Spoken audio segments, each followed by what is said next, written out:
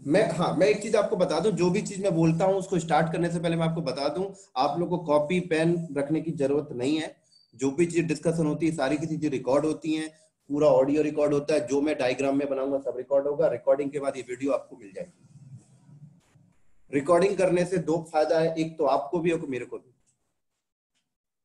ठीक है ना। मेरे को फायदा क्या है? मेरे को फायदा है कि 3 घंटे का सेशन, मतलब 3 घंटे सिर्फ मैं बोलता हूं, आप सुनते हो, आप अंडरस्टैंड करते हो, चीजों को कैच करते हो, आप लिखने में टाइम वेस्ट नहीं करना।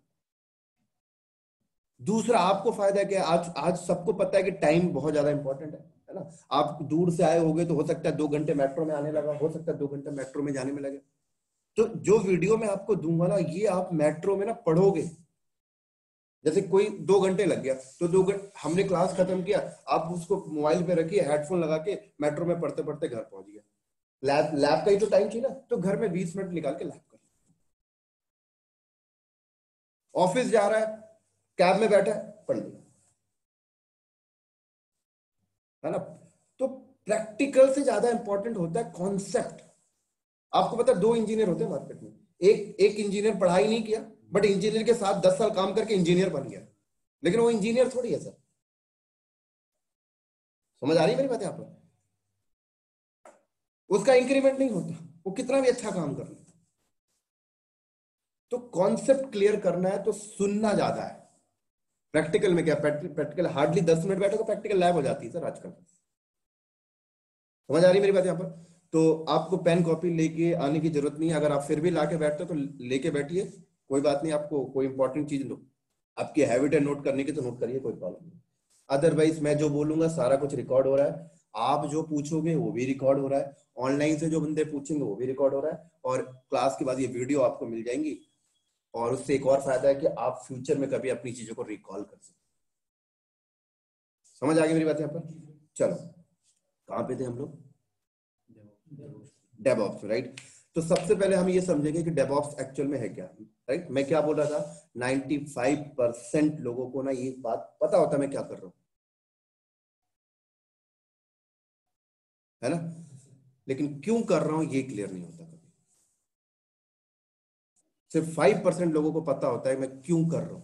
हम सब करते हैं, हम कंपनी में काम कर रहे हैं, हम डॉकर पे काम कर रहे हैं, कुबरनेटिस पे काम कर रहे हैं, हमें पता है कि हम ये काम कर रहे हैं, बट हमें ये नहीं पता क्यों कर रहे हैं। तो सबसे पहला इंपॉर्टेंट होता है कि हम क्यों कर रहे हैं, क्यों डेवऑप्स कर रहे हैं। किसी ने बता दिया डेवऑप्स में एंसिबल आता है, गिट आता है, जेनकिन आता है, कुबरनेटिस आता है, ठीक है भाई, कर लिया तो क्या होगा। ऐसे तो 36,000 कोर्स होते हैं ना पूरे आईटी इंडस्ट्रीज में, उठा के देखो। हमारे लिए क्या फिट बैठेगा, हमारा जो पास्ट है उसके हिसाब से क्या है ये। तो सबसे पहले समझेंगे आईटी करियर पाथ को। आईटी के अंदर प्रोसेस को समझेंगे कि आईटी बेस्ड कंपनी करती क्या है ना। अगर मैं आपसे पूछूं, एक ऑटोमोबाइल की इंडस्ट्री क्या कर रही है मार्केट में? कार बना रही है। क्यों बना रही है? किसके लिए बना रही है? इंसान के लिए बना रही है। इंसान के लिए बना रही है ना कार। अगर इंसान की जरूरत नहीं है तो बंद हो जाएगी मार्केट। मैं कहता हूं इलेक्ट्रिसिटी जो बेस, आप लैपटॉप बंद कर दीजिए, कॉन्सेंट्रेट करिए सुनने में पूरा। अगर एक इलेक्ट्रिसिटी बेस्ड कंपनी बिजली बना रही है, किसके लिए बना रही है? हमें। जरूरत किसको होता है? हमें होता है, आपको होता है। कल हमें बिजली नहीं चाहिए तो क्या हो जाएगा? ये इंडस्ट्री बंद हो जाएगी। इसी तरीके से मैं आपको समझाने की कोशिश कर रहा हूं कि आज के टाइम पर हम अपने पर्सनल लाइफ के कामों को ना सॉफ्टवेयर से कर रहे होते हैं, पर्सनल लाइफ के काम को। अब पर्सनल लाइफ में क्या, आपने यहां तक आए, मेरे से कैसे कांटेक्ट किया? Via software. ऑनलाइन में जो बंदे बैठ के हमारे साथ मीटिंग कर रहे हैं, वाया काइंड ऑफ सॉफ्टवेयर। समझ आ रही है ना। आपको स्विट्जरलैंड जाना है, आप सॉफ्टवेयर के थ्रू वहां के होटल बुक कर लोगे, वहां के टिकट बुक। तो मतलब हम लोग अपनी लाइफ के जो पर्सनल डेली बेसिस के जो काम है उसको सॉफ्टवेयर के थ्रू कर रहे हैं सर। तो मैं पूछना चाहता हूँ, सॉफ्टवेयर बनाने वाला कोई इंडस्ट्रीज तो होगा ना। सॉफ्टवेयर बनाने के लिए कोई इंडस्ट्रीज होगा ना, कोई कंपनी होगा ना। कौन बनाता होगा? इंसान बनाता होगा। समझ में आ रही है मेरी बात? और उन्हीं की वजह से हमें जॉब मिलती है। तो एक कंपनी सॉफ्टवेयर बना रही है तो उसको हाउस कीपिंग का बंदा भी चाहिए, उसको लैन केबल लगाने वाला बंदा भी चाहिए, उसको लिनक्स सर्वर इंस्टॉल करने वाला बंदा भी चाहिए। उसको स्विच राउटर रैक में माउंट करने वाला बंदा भी चाहिए। समझ आ रही है? उसको 5,000 सर्वर में कुछ इंस्टॉलेशन करवाना है तो उसके लिए ऑटोमेशन वाला बंदा चाहिए।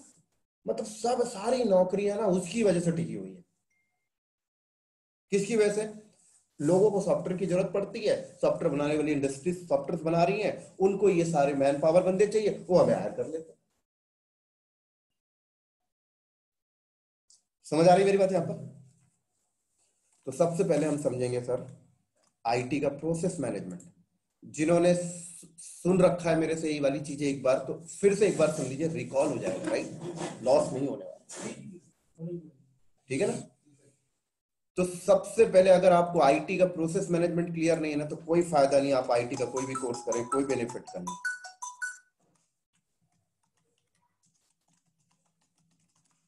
आईटी प्रोसेस में मैं पूछना चाहता हूं कि हर एक बंदे को अपनी जहां पे वो काम करता है ना उसका प्रोसेस पता होना चाहिए।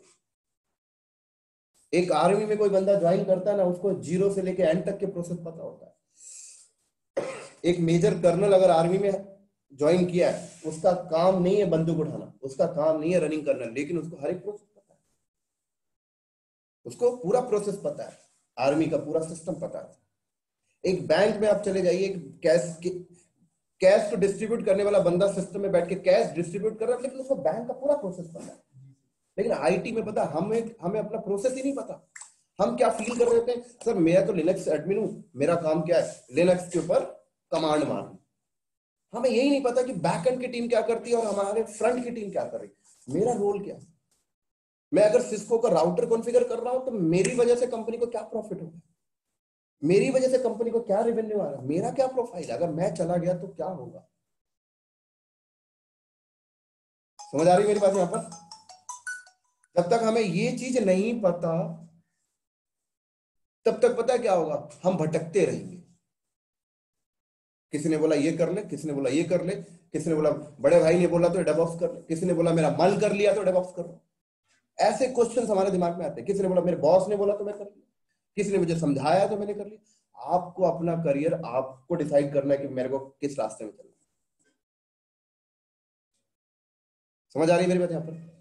तो थोड़े टाइम के लिए आप लोग ऐसा समझिए कि आप लोग सॉफ्टवेयर बनाने जा रहे हो। आप किसी का काम नहीं करोगे, आप सॉफ्टवेयर बनाओगे। फील कर लो थोड़े टाइम के लिए कि हम सब मिलकर, ऑनलाइन में जो 2 लोग बैठे, हम सब 8-10 मिलकर हमने सोचा कि हम एक प्रोडक्ट बनाएंगे, सॉफ्टवेयर बनाएंगे। किसके लिए बनाएंगे? इंसान के लिए। इंसान को ही तो चाहिए ना, जानवर को थोड़ी चाहिए सॉफ्टवेयर।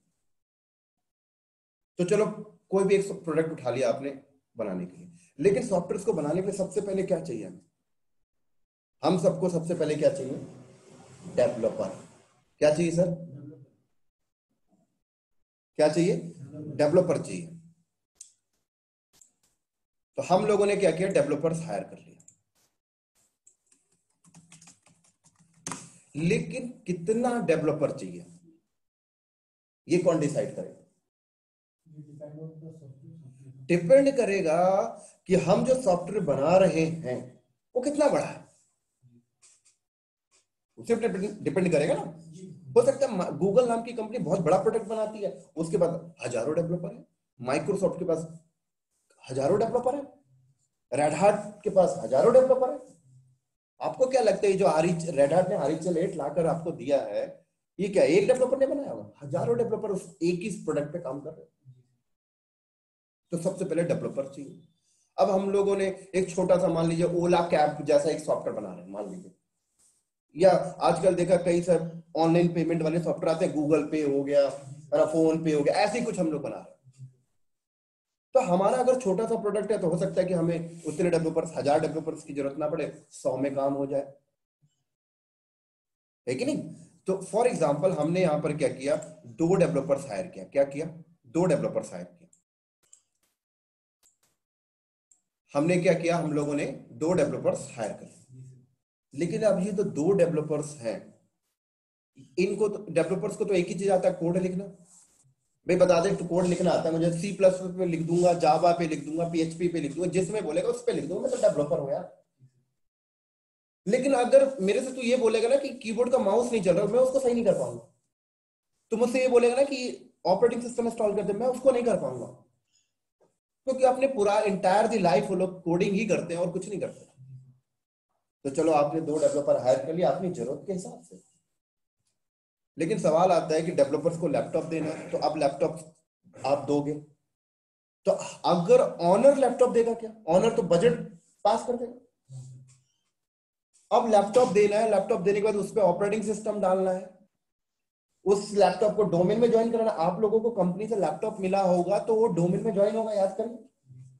उसके ऊपर an number of application install करना पड़ता है, एमएस ऑफिस, और कुछ ऐसी सेटिंग भी कंपनी आपके लैपटॉप पे करके देती है कि आप घर जाके उस सॉफ्टवेयर को इंस्टॉल ना कर पाए। होता है कि नहीं होता ऐसा?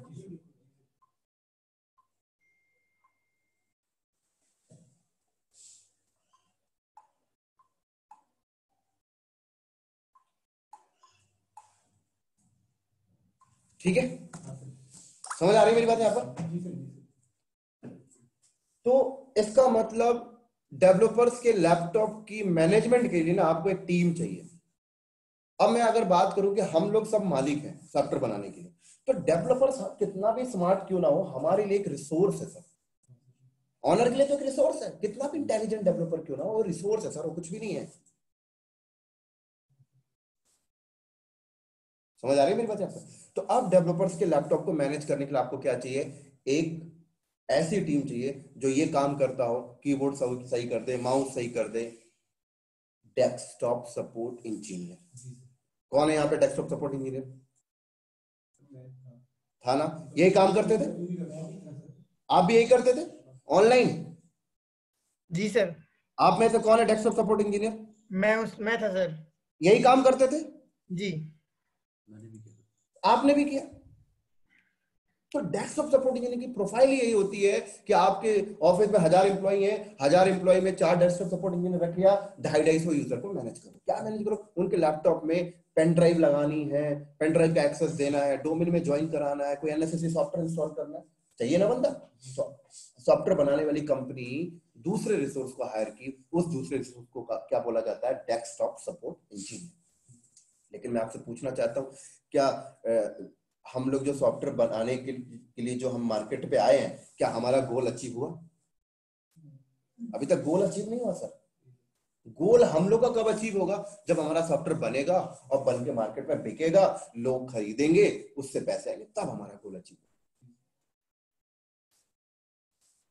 माइक्रोसॉफ्ट नाम की कंपनी जो विंडोज सर्वर 19 बनाती है, 16 बनाती है, इनका गोल कब अचीव होता है? जब आईबीएम, एचसीएल, टीसीएस जैसी कंपनी उसको लेती है, लाइसेंस लेती है, तब जाके गोल अचीव होता है। रेड हार्ट नाम की कंपनी जो आरएचएल 8 बनाया, उसका गोल कब अचीव होता है? जब आईबीएम नाम की कंपनी उसको अपने प्रोडक्शन में डालकर सब्सक्रिप्शन लेती है, तब जाके गोल अचीव होता है। समझ आ रही है मेरी बात? तो इसका मतलब हमारा गोल अभी अचीव नहीं हुआ, अभी तो हम सिर्फ इनको सैलरी बांट रहे हैं रिसोर्स हायर करके। तो मतलब हमें भी क्या चाहिए सर?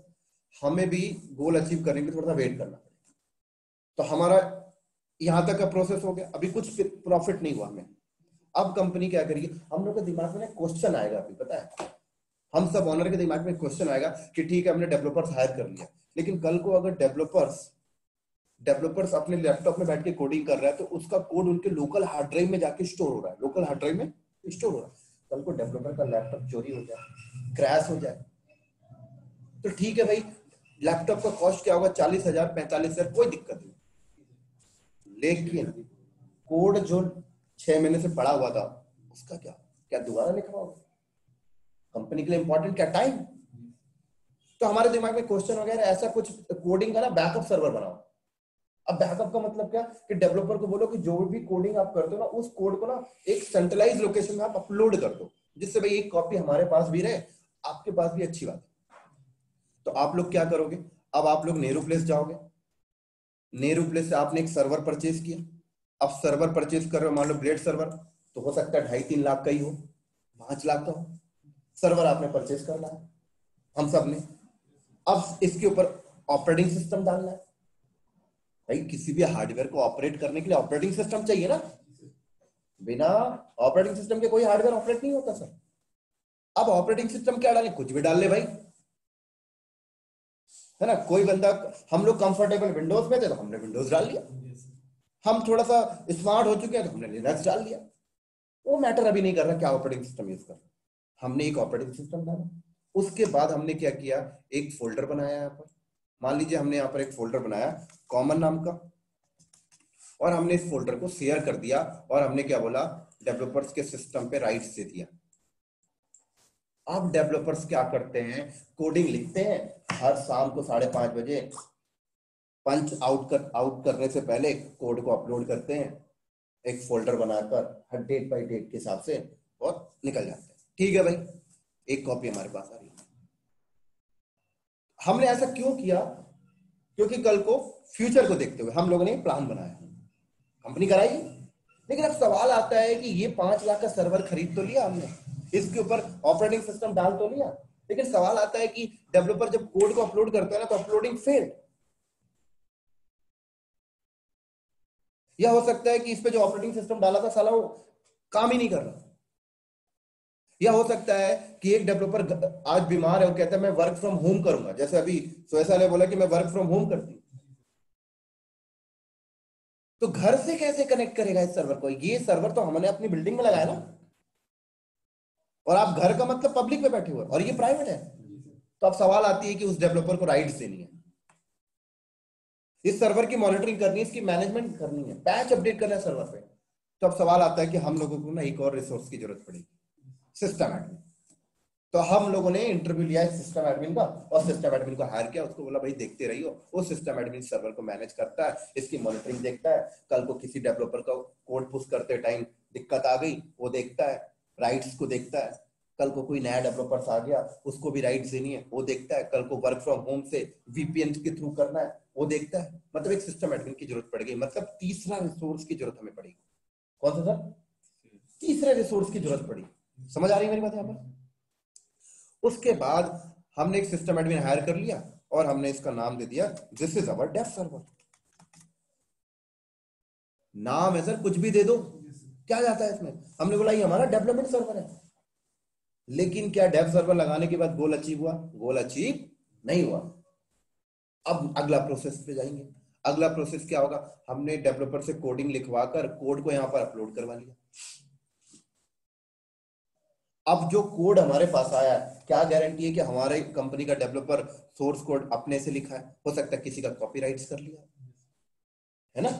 तो कॉपीराइट्स अगर किया है तो हमारी कंपनी को, हम लोगों को आगे चल के दिक्कत आएगी, कोई लीगल एक्शन ले सकता है हमारे ऊपर। तो हम क्या करेंगे, जो कोड हमने कलेक्ट किया है उसकी पहले टेस्टिंग करेंगे, सोर्स कोड की टेस्टिंग, उसका सिंटैक्स, उसका कॉपीराइट्स तो नहीं, जस्ट काइंड ऑफ। तो हमने अब टेस्टिंग करने के लिए भी एक एनवायरनमेंट चाहिए। तो आप ऐसा करो कि इसके ऊपर बैठ के टेस्टिंग कर लो। लेकिन कंपनी के अंदर क्या होता है, एक सर्वर पे जब एक प्रोसेस चल रहा है तो दूसरा प्रोसेस उसके ऊपर नहीं चलाते, भाई लोड आ जाएगा, है कि नहीं। तो कंपनी, हम लोगों ने क्या किया, नेहरू प्लेस पे गए, एक और सर्वर खरीदा, और इस सर्वर के ऊपर भी ऑपरेटिंग सिस्टम डाला, और हम लोगों ने क्या किया, अपने कोड को यहां से यहां लेके आया, और यहां पे बैठ के टेस्टिंग का प्रोसेस कर रहे हैं। और हमने इस सर्वर को एक नाम दे दिया, this is our source code test server. अब सोर्स कोड टेस्ट किससे करवाएंगे, 2 डेवलपर्स में किसी एक को बैठा लिया, या तीसरा हायर कर लिया, चल भाई तू टेस्टिंग कर दे, डेवलपर ही तो करेगा ना, या अलग से एक्सपीरियंस डेवलपर को हायर कर लिया, चल भाई तू सोर्स कोड की टेस्टिंग कर दे, वो सोर्स कोड की टेस्टिंग कर रहा है। समझ आ रही मेरी बात यहाँ पे। चलो सोर्स कोड की टेस्टिंग हो गई, अब अगला प्रोसेस क्या करेंगे, अब आएगी कंपाइलिंग करना। जब कंपाइलिंग हो जाएगा तब जाकर सॉफ्टवेयर बनेगा। तो कंपाइलिंग करने के लिए भी हमने क्या किया, नेहरू प्लेस एक और सर्वर खरीदा, राइट, इस पे भी ऑपरेटिंग सिस्टम डाला, और यहां पे बैठ के कंपाइलिंग का हम प्रोसेस कर रहे हैं। तो जब कंपाइलिंग हो जाता है तब जाकर हमारा सोर्स कोड कंपाइल होने के बाद तब जाके .exe में ये कन्वर्ट होता है, .rpm में कन्वर्ट होता है, .msi में कन्वर्ट होता है। n नंबर ऑफ एक्सटेंशन है मार्केट में सॉफ्टवेयर के। तो कंपाइलिंग के बाद ही कंप्लीटली सॉफ्टवेयर बनता है। अब हमने सॉफ्टवेयर बना लिया जो भी बना रहे थे, है ना, और हमने इसको क्या बोला, this is our build server. क्या बोला सर, ये हमारा बिल्ड सर्वर है। लेकिन मुझे एक चीज बताइए, क्या हम लोगों ने सॉफ्टवेयर बनाया अब डायरेक्ट मार्केट में सेल कर देंगे, क्या BMW नाम की कंपनी अगर एक कार की नया सीरीज निकाले, क्या वो डायरेक्ट एजेंसी में लाके खड़ा कर देगा? नहीं, उसकी क्वालिटी को टेस्ट किया जाएगा। अगर मान लो खड़ा कर दे तो क्या होगा? पता लगा एक कस्टमर ने खरीदा और आधे रास्ते पे पहुंचा, स्टीयरिंग को लिया, है ना, एक्सीडेंट हो गया, आत्म मर गया। क्यों? BMW की कंपनी ने क्वालिटी टेस्ट नहीं किया। BMW छोड़ दो यार, मैं कहता हूँ सड़क में एक आदमी समोसा बना रहा है और समोसा बेच रहा है, अगर वो समोसा बनाने के बाद वो सीधे कस्टमर के प्लेट पे रख दे और नमक नहीं था या मिर्ची ज्यादा था, तो दोबारा वो कस्टमर आएगा उसके बाद? नहीं। क्यों? समोसे वाले ने उसकी क्वालिटी टेस्ट नहीं की बनाने के बाद। तो आप हर एक पर्सनल लाइफ में देखो, तो कोई भी चीज हम करते हैं तो क्वालिटी को टेस्ट करते हैं। समोसा बनाया, खा के देख भाई अच्छा है कि नहीं है। इसका मतलब आप भी अपने सॉफ्टवेयर की क्वालिटी को टेस्ट करोगे। बिना क्वालिटी टेस्ट किए नहीं बेच सकते। मान लीजिए अगर हमने क्वालिटी टेस्ट नहीं किया, मार्केट में सेल कर दिया, हो सकता है कोई बंदा, हमने फोन पे जैसा कुछ एप्लीकेशन बनाया था, उसने अपने मोबाइल पे इंस्टॉल किया, अपना बैंक अकाउंट लिंक किया, हैक हो गया। या हो सकता है ऐसा सॉफ्टवेयर था कि अपने सिस्टम में आपने इंस्टॉल किया, रैम बहुत ज्यादा यूटिलाइज कर लिया, आपने बोला हटाया यार, रैम बहुत ज्यादा यूटिलाइज कर दिया। मतलब क्वालिटी टेस्ट, क्वालिटी ठीक नहीं है उसकी। तो अगर आपने डायरेक्ट सेल कर दिया और कुछ दिक्कत थी सॉफ्टवेयर में, तो नेगेटिव फीडबैक आएगा और नेगेटिव फीडबैक आपका फ्यूचर मार्केट खराब करेगा। इसका मतलब आप भी पहले अपने प्रोडक्ट की क्वालिटी को टेस्ट करेंगे। तो आप प्रोडक्ट की क्वालिटी कैसे टेस्ट किया जाए, है ना? BMW कार बनाए तो कैसे टेस्ट करें? खुद एक आदमी को बैठाए, बोले चला के देख भाई। तो इसका मतलब आप सॉफ्टवेयर कहाँ इंस्टॉल होता है? सिस्टम पे, मोबाइल पे। तो आप भी अपने पास कुछ सिस्टम रखेंगे, कुछ मोबाइल रखेंगे, उनमें इंस्टॉल करके देखेंगे। तो अब हमने क्या किया, नेहरू प्लेस गए और नेहरू प्लेस से हमने कुछ सिस्टम खरीद के ले आया, कुछ सिस्टम खरीद के ले आया हमने। अब सिस्टम के ऊपर, अब एक सिस्टम के ऊपर विंडो 10 डाला, एक पे XP डाला, 7 डाला, क्योंकि जब कोई एक सॉफ्टवेयर बनता है तो हर एक ऑपरेटिंग सिस्टम के लिए बनता है। VLC मीडिया प्लेयर बना है तो उसमें मैक में भी इंस्टॉल होता है और विंडो 10 में भी होता है, XP में भी होता है, लिनक्स में भी होता है, सब में होता है। तो हमने यहाँ पे कुछ सिस्टम खरीदा, एक में विंडो डाला, एक में 7, XP, मैक, और हमने इन सॉफ्टवेयर को सब में इंस्टॉल किया। और इंस्टॉल करके कुछ बंदे हायर कर लिए, बोले भाई टेस्टिंग करना। क्या टेस्टिंग करना? चेक करना रैम तो बहुत ज्यादा यूटिलाइज नहीं कर रहा है, CPU तो बहुत ज्यादा यूटिलाइज नहीं कर रहा है, और रिपोर्ट बता देना हमें बस। तो मान लीजिए सॉफ्टवेयर को इस पे इंस्टॉल करके क्वालिटी टेस्ट की गई, क्वालिटी की टीम ने बोला सर ये सॉफ्टवेयर जो बना है ना, अपनी जरूरत से ज्यादा रैम को यूटिलाइज कर रहा है। हम लोग मालिक थे, हमें पता लगा भाई तो बेकार है, इसको सेल नहीं किया जाएगा। तो हमने अपने डेवलपर को पकड़ा, बोला भाई ये बग है, इसको सही कर। अब डेवलपर फिर कोड को दोबारा से सही करेगा। डेवलपर क्या करेगा? कोड को दोबारा से सही करने की कोशिश करेगा। उसने फिर राइट किया, फिर अपलोड किया, फिर उसकी टेस्टिंग हुई, फिर कंपाइलिंग हुई, फिर अपलोड किया गया, फिर क्वालिटी टेस्ट की गई। और जब तक क्वालिटी टेस्ट के बाद रिपोर्ट पॉजिटिव नहीं आ जाता, तब तक हम उसको आगे नहीं लेके जाएंगे, कोई भी कंपनी। ये सिर्फ मैं सॉफ्टवेयर बेस्ड कंपनी के साथ रिलेट नहीं कर रहा हूं इस चीजों को, पूरे वर्ल्ड में ऐसा होता है। मैं रिलायंस में काम करता था, वहां पे बिजली बनता था, हमारी रिलायंस भी बिजली को ऐसे सेल नहीं करती थी। बिजली को भी पावर ग्रिड को देने से पहले हम लोग अपना जनरेटर लगा के वहां टेस्टिंग करते थे। और मान लीजिए टेस्टिंग के बाद रिपोर्ट पॉजिटिव है, परफेक्ट। आपको क्या लगता है माइक्रोसॉफ्ट ने जो सॉफ्टवेयर बनाया वो नहीं करता? वो बिल्कुल करता, सब लोग करते हैं। तो अगर रिपोर्ट पॉजिटिव आया, अब बात किया जाएगा चलो सेल कर दो। अब सेल कैसे करेंगे? आपने कभी देखा है सॉफ्टवेयर सड़क पे बिकता हुआ, किसी दुकान में बिकता हुआ देखा कभी? नहीं। क्या होता है, माइक्रोसॉफ्ट के साइट पे जाइए, वहां से उनका इमेज उठाइए, लाइसेंस नंबर भी ले लीजिए, रेडिट के वेबसाइट पे जाइए, वहां से ऑरिजिन उठाइए, लाइसेंस नंबर भी ले लीजिए, एसएपी उठाइए, एसएपी इंस्टॉल करिए, लाइसेंस नंबर ले लीजिए।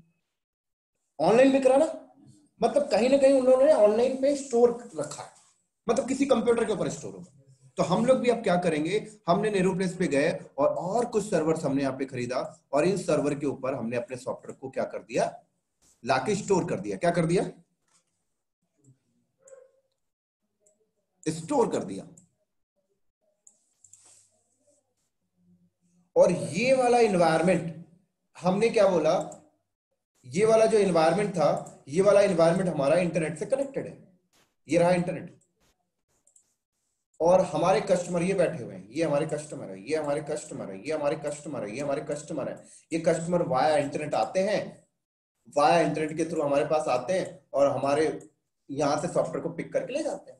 हमने वैसी पॉलिसी लगाई है 30 डेज के लिए सॉफ्टवेयर फ्री है, उसके बाद पे करिए। तो कस्टमर को पसंद आता है तो पे करता है, अब जाकर हम मालिक हैं तो हमारा गोल अचीव, राइट। हम लोग सॉफ्टवेयर बनाने के लिए ये प्रोसेस यूज करते हैं और हमने बोला this is our staging environment. हमने इसको बोला ये हमारा स्टेजिंग एनवायरनमेंट है, जिसको आप प्री प्रोडक्शन एनवायरनमेंट बोलते हो, प्रोडक्शन से पहले। ये हो गया आपका प्रोडक्शन एनवायरनमेंट। समझ आ रही है मेरी बात यहां पर? क्लियर? अब कई कंपनी पता है ऐसे भी मिलेगी, इधर देखिए, कई कंपनी क्या ऐसे मिलेगी, डेवलपर के सिस्टम पे ही कोड लिखवाएगी, उसको बोलेगी तू वहीं टेस्ट कर ले, सब कुछ तू वहीं कर ले, सीधे प्रोडक्शन में डाल देगी। लेकिन this is not a good way. एक लेयर को लेके चलोगे तो अच्छा रहता है ना। आजकल आप मेट्रो पे जाइए तो 3-3 बार चेकिंग हो रही है, 3-3 आर्मी का बंदा चेक कर रहा है। क्यों कर रहा है? उसको पता है जितनी लेयर बढ़ेंगे ना उतनी सिक्योरिटी होती है। एक आदमी को बोल दो कि इसको 5 मिनट चेक करना, नहीं कर पाएगा, लेकिन वहीं पे 3 आदमी खड़ा कर दो, सिक्योरिटी कम मिलती है जब आप लेयर बढ़ाते हो। तो ऐसे ही कहा जाता है कि लेयर जितनी रखोगे उतना रिलायबल होगा आपको, ठीक है। मान लीजिए हमने सॉफ्टवेयर बन गया, अब हमारा गोल अचीव हो गया, लेकिन हमारे पास जो अभी कस्टमर थे ना वो 500 कस्टमर थे। तो 500 कस्टमर के हिसाब से हमारे पास ये जो सॉफ्टवेयर, ये जो प्रोडक्शन इन्वायरमेंट में 5 सर्वर है, प्री प्रोडक्शन में 5 सर्वर है, इधर 3, मतलब टोटल 20 सर्वर में हमारा काम चल रहा है, राइट। लेकिन अगर मैं कल को बोलूं कि हमारे पास 5000 मिलियन कस्टमर है हमारे पास, जैसे गूगल के पास हो गया, फेसबुक के पास हो गया, रेड हैट के पास है, अमेजोन के पास है, माइक्रोसॉफ्ट के पास, इतने कस्टमर आ गए 5000 मिलियन। अब क्या करोगे? क्या 5 सर्वर से काम चलेगा? नहीं चलेगा,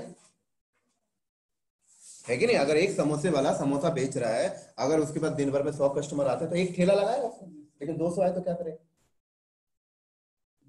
बढ़ाएगा ना। समझ आ रही है मेरी बात यहां पर, है कि नहीं? तो यहां पर भी क्या करना पड़ेगा सर, आपको प्रोडक्शन एनवायरनमेंट में सर्वर की कैप को इंक्रीज करना पड़ेगा। तो हो सकता है कि हमने सर्वर इंक्रीज करने के बाद हमने प्रोडक्शन एनवायरनमेंट में 10,000 सर्वर लगा दिया। कितने लगा दिए सर? 10,000 सर्वर हमें लगाने पड़ गए। हो सकता है प्री प्रोडक्शन एनवायरनमेंट में हमें 5,000 सर्वर लगाना पड़ गया।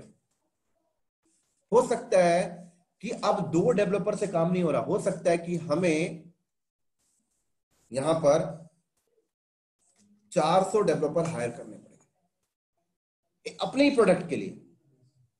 तो जब 400 डेवलपर एक साथ डेव सर्वर पे कोड को अपलोड करेंगे तो डेव सर्वर क्या बोलेगा, भाई साहब मेरे को तो 2 लोगों के लिए बनाया गया था, अभी 400 आ रहे हैं, मेरी औकात नहीं है इतनी। तो अब क्या करना पड़ेगा सर आपको, डेव सर्वर की कैपेसिटी आपने 400 कर दी या आपने 50 कर दी, चलो आपने 50 डेव सर्वर लगा दिया। अब पता लगता है सोर्स कोड की टेस्टिंग भी बड़े लेवल पे हो रही है, 50 सोर्स कोड टेस्ट सर्वर हो गए, 50 आपके पास कंपाइलिंग सर्वर हो गए। तो टोटल कितने सर्वर हो गए सर आपके पास? 15,150 सर्वर हो गए आपके पास, ठीक है। अब सवाल आता है कि 15,150 सर्वर आपने लगा लिया, पहले आपके पास 15 सर्वर थे तो हम लोगों ने खुद ही बंदे रख लिए थे, उन्हीं से काम करवा लेते थे। लेकिन जब आपके पास 15,150 सर्वर हो गए तो 15,150 सर्वर को मैनेज करने के लिए मैन पावर भी चाहिए। मतलब जो डेव सर्वर के लिए जो सिस्टम एडमिन रखा था ना, वो एक से काम नहीं होगा, और चाहिए। डेवलपमेंट में 10,000 सर्वर है, उनको मैनेज करने के लिए और चाहिए 10,000 सर्वर पे लिनक्स पड़ा हुआ है, लिनक्स का बंदा चाहिए साला आपको। एक दो ऑप्शन है हमारे पास, एक तो खुद ही हायर कर लो, लेकिन खुद हायर नहीं कर रहे आजकल। क्यों? साला खुद हायर करेंगे तो उसका मेडिकल अलाउंस का रिस्पॉन्सिबिलिटी मेरा होगा, उसका हाउस रेंट अलाउंस का रिस्पॉन्सिबिलिटी मेरा होगा, उसकी पूरी जिम्मेदारी मेरी होगी, ऑफिस के टाइम पे कुछ हो जाए पूरा सब कुछ होगा। कंपनी ने गेम खेला, क्या बोला, हटाना यार, कॉन्ट्रैक्ट में दे देते हैं इन कामों को। तो अब कॉन्ट्रैक्ट में किसको दोगे, उन्हीं को दोगे जो एक काम करता है। तो अब वो कौन है कॉन्ट्रैक्टर, जिसको आप हिंदी में ठेकेदार बोलते हो? मैं कहता हूं एचसीएल, विप्रो, टीसीएस। वो कहता है मेरी तो रोजी रोटी पानी ऐसी चल रही है, ऐसे लोगों को सपोर्ट देंगे। समझ आ रही है मेरी बात? यहां पर हमने क्या किया, कॉन्ट्रैक्टर ढूंढने निकल गए। एचसीएल, टीसीएस, विप्रो, इन्फोसिस भूखा बैठा है, वो तो कहता है मैं यही करता हूं। बताइए क्या मैनेज करना, केबल लगवाना है, बिल्कुल लगवा दूंगा मैं। बताइए रैक कहीं पे, राउटर कहीं माउंट करवाना है, लगवा दूंगा। अब पता लगा सारे एक साथ आ गए। अब किसको दे कॉन्ट्रैक्ट? आपने बोला कोटेशन ला भाई, तो क्या ला? कोटेशन। एचसीएल ने अपना कोटेशन भेजा अपना सर्विस एग्रीमेंट के साथ, टीसीएस ने अपना कोटेशन भेजा अपनी एग्रीमेंट के साथ। अब एचसीएल का कोटेशन आया, उसमें बोलता है कि मैं 24/7 सपोर्ट दूंगा, लेकिन मेरा जो रिस्पांस टाइम है वो मिनिमम 1 आवर है। विप्रो का रिस्पांस टाइम, कोटेशन में रिस्पांस टाइम क्या लिखा है, मैं 30 मिनट्स में रिस्पांस दूंगा। इन्फोसिस का लिखा है 15 मिनट्स। एक्सेंचर का लिखा है 5 मिनट्स। आपने मैच किया, लो बजट, कोटेशन का प्राइस लो, मिनिमम रिस्पांस टाइम, जो मैच कर गया, हम लोगों ने मिलकर क्या किया, इसको कॉन्ट्रैक्ट दे दिया। हम लोगों ने एचसीएल नाम की कंपनी को कॉन्ट्रैक्ट दे दिया हमारा प्रोडक्शन एनवायरनमेंट मैनेज करने। तो एचसीएल क्या करेगा, प्रोडक्शन एनवायरनमेंट मैनेज करेगा। 10,000 सर्वर उसको देखने, क्या देखने, 10,000 सर्वर 24/7 चलने चाहिए। 10,000 सर्वर के ऑपरेटिंग सिस्टम डाउन टाइम नहीं आने चाहिए। अब 10,000 सर्वर में 8,000 सर्वर पे लिनक्स, 8,000 सर्वर पे लिनक्स ऑपरेटिंग सिस्टम है, 2,000 पे विंडोज है। अब एचसीएल क्या करेगा, अपने एम्प्लॉय हायर करेगा। तो 8,000 सर्वर पे लिनक्स है, तो उसने 8,000 सर्वर को मैनेज करने के लिए अपने एम्प्लॉय लिया है। उसने हायर कर लिया 20 बंदे इस प्रोजेक्ट के लिए। आप लिनक्स देखिए, 5 बंदे हायर कर लिया विंडोज के लिए, मतलब टोटल 25 बंदे के साथ वो हमारे इस काम को कर रहा है। समझ आ रही मेरे? तो एचसीएल के पेरोल पे जो बंदा ज्वाइन किया ना, वो अपने आप को क्या फील कर रहा है, उसको सिर्फ एक ही चीज पता, Linux Linux Linux, Windows Windows Windows. उसको ये नहीं पता कि जॉब किसकी वजह से टिकी हुई है मेरी। समझ आ रही है मेरी बात यहां पर? इसी तरीके से हम लोगों ने क्या किया, हम लोगों ने स्टेजिंग एनवायरनमेंट विप्रो को दे दिया कॉन्ट्रैक्ट पर। हमने बोला यार एक सारा ना एचसीएल को मत दो, नहीं तो डिपेंडेंट हो जाते हैं फिर हम, वो क्लाइंट भी साला उसका भी भाव बढ़ जाता है। आप किसी बड़ी कंपनी में जाइए, उसका एनवायरनमेंट एक ही कंपनी नहीं मैनेज करती, कई लोग होते हैं, कई वेंडर्स होते हैं। तो आपने क्या किया, विप्रो को दे दिया आपने स्टेजिंग एनवायरनमेंट। पता लगा ऊपर वाला आपने यहाँ पर दे दिया टीसीएस को। अब पता लगता है कि 15,000 सर्वर की नेटवर्किंग भी तो करनी है ना सर। 15,000 सर्वर आपस में कनेक्ट होंगे तो कितने स्विच चाहिए, कितने राउटर चाहिए, उस पर फायरवॉल लगाने हैं। तो पता लगा कि अच्छा नेटवर्क किसको दिया जाए, ये लोग तो सर्वर देख रहे हैं, हमने बोला आईबीएम को दे दो नेटवर्क। मतलब पूरा का पूरा खेल कॉन्ट्रैक्ट में चल रहा है। तो अब आईबीएम के पेरोल पे बंदा जो रहता है वो आईबीएम के काम देख रहा है, आईबीएम की तरफ से आपके लिए काम कर रहा है। समझ आ रही है मेरी बात यहां पर? तो अब मुझे एक सवाल का जवाब दीजिए, हम लोगों को सॉफ्टवेयर बनाने के लिए इन चीजों की जरूरत पड़ी? अगर कोई बंदा आके बोले कि सॉफ्टवेयर बनाने के लिए सब कुछ नहीं चाहिए, हम लोग रखेंगे? हमारा प्लान क्या था, पैसा कमाना। पैसा कमाने के लिए हमने ये ऑप्शन चूज किया, और इस काम को करने के लिए इन सब चीजों की जरूरत पड़ी तो लेना पड़ा। अगर कोई बोले कि नहीं चाहिए, बिना इसके काम हो जाए, तो नहीं लेंगे, है ना। लेकिन एचसीएल में जो बंदा जॉब कर रहा है वो क्या फील करता है, साला मेरी वजह से तो ये चल रहा है। आईबीएम में जो बंदा जो वो कह रहा है मेरी, ऐसा कुछ नहीं है। जहां ऊपर से गाज गिरा ना तो सब ऐसे ऐसे हो जाता है। क्यों? क्योंकि उसको प्रोसेस मैनेजमेंट नहीं पता। मैं कहता हूं आज इंडिया के अंदर हर एक आदमी देश की सुरक्षा करने लगे ना, आर्मी की वैल्यू कम हो जाएगी। क्यों ऐसा समझ रहा था वो? क्योंकि उसको प्रोसेस मैनेजमेंट, उससे क्या लगता है कि लिनक्स विंडोज, नेटवर्किंग।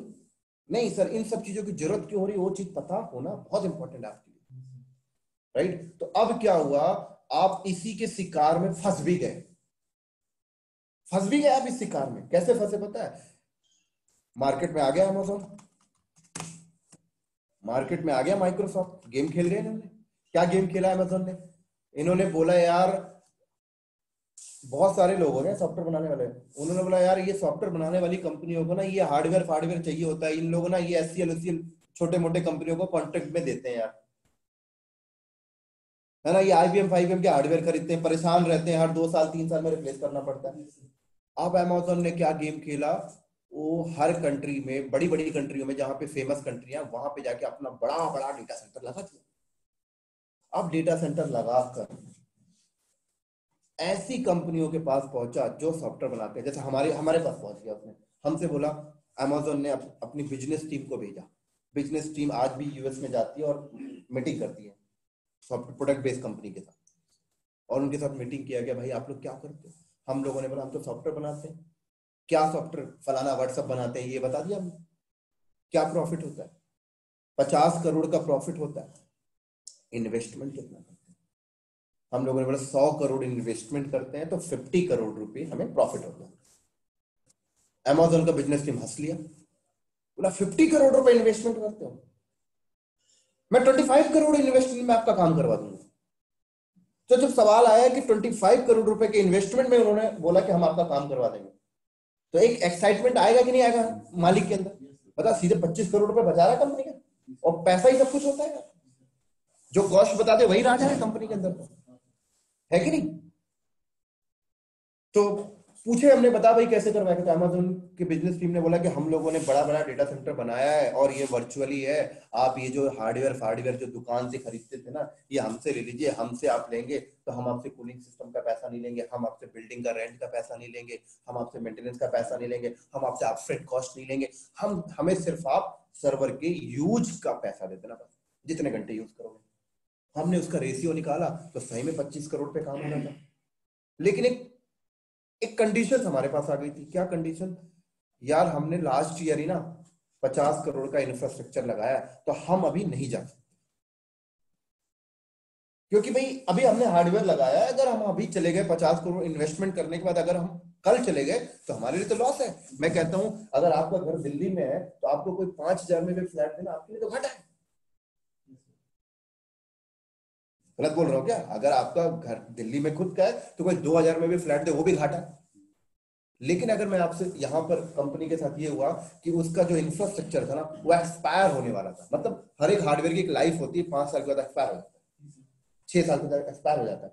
अब मान लो एक्सपायर होने वाला है, अब क्या करोगे। तो ठीक है, एक्सपायर होने वाला था तो हमने डिसीजन लिया कि चलो चलते हैं, प्रॉफिट हो रहा है भाई। तो अब सवाल आया कि क्लाउड वहां पे जाके अपना डेटा सेंटर लगाएंगे तो हमें प्रॉफिट है कि नहीं। तो हम लोगों ने डिसीजन लिया। अब बात आती है, हम लोग को ये भी तो सोचना है ना, हमारे वेंडर का करियर क्या होगा, कौन सा वेंडर, एचसीएल, विप्रो, टीसीएस, इनका क्या सोचे, होगा कि नहीं होगा। तो मैं कहता हूं 15,150 सर्वर आपने क्लाउड में जाके लगा दिया, कोई भी क्लाउड प्रोवाइडर हो, मैटर नहीं करता है, लेकिन 15,500 सर्वर तो आज भी लगाने पड़े, मतलब उनको वहां पे भी नेटवर्किंग करना पड़ेगा, वहां पर भी मॉनिटरिंग करना, सब कुछ करना है, तो मतलब टीम तो आज भी चाहिए। हमने एचसीएल, विप्रो, टीसीएस को कॉन्ट्रैक्ट क्या दिया था, यही मैन पावर के तो कॉन्ट्रैक्ट दिए थे ना, डेली बेसिस के जॉब के कॉन्ट्रैक्ट दिए थे। इसका मतलब साफ बात है कि कॉन्ट्रैक्ट नहीं हटाएंगे, भाई बंदे तो चाहिए ना, कॉन्ट्रैक्ट क्यों हटाना, नहीं हटाएंगे।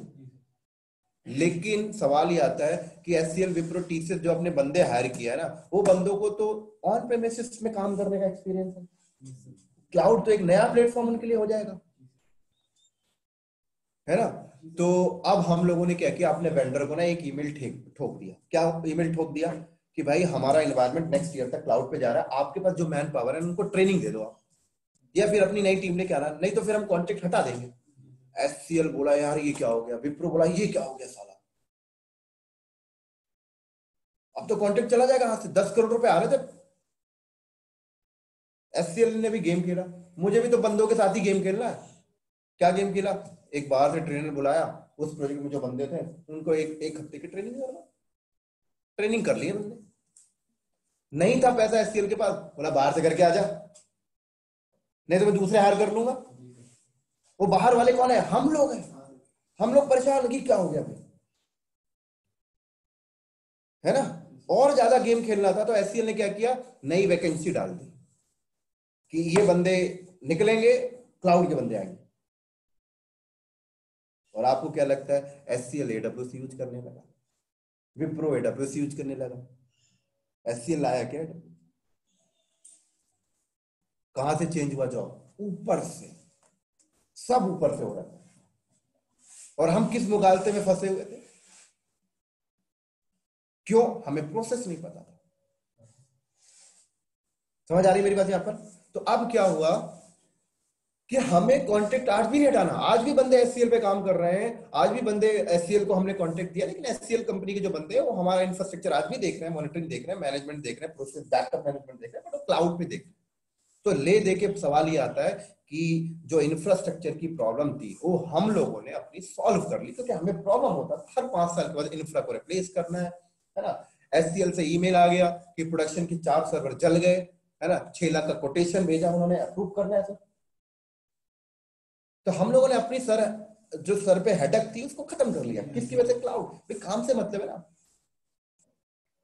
समझ आ गई मेरी बात यहाँ पर? तो इस तरीके से 75% कंपनियां जो हैं वो अपना इंफ्रास्ट्रक्चर की प्रॉब्लम को सॉल्व करने के लिए कहां जा रही हैं? क्लाउड।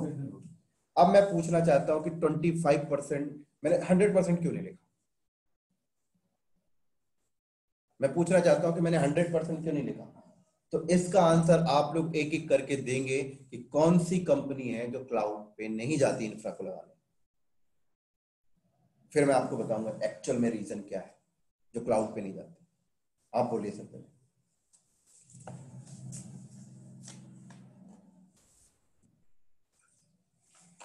जो इंफ्रा बेस नहीं है वो चाहिए। कौन कंपनी है जो क्लाउड पे मना करती है हम नहीं ले जाएंगे क्लाउड, हम अपने बिल्डिंग के अंदर ही डेटा सेंटर रखेंगे?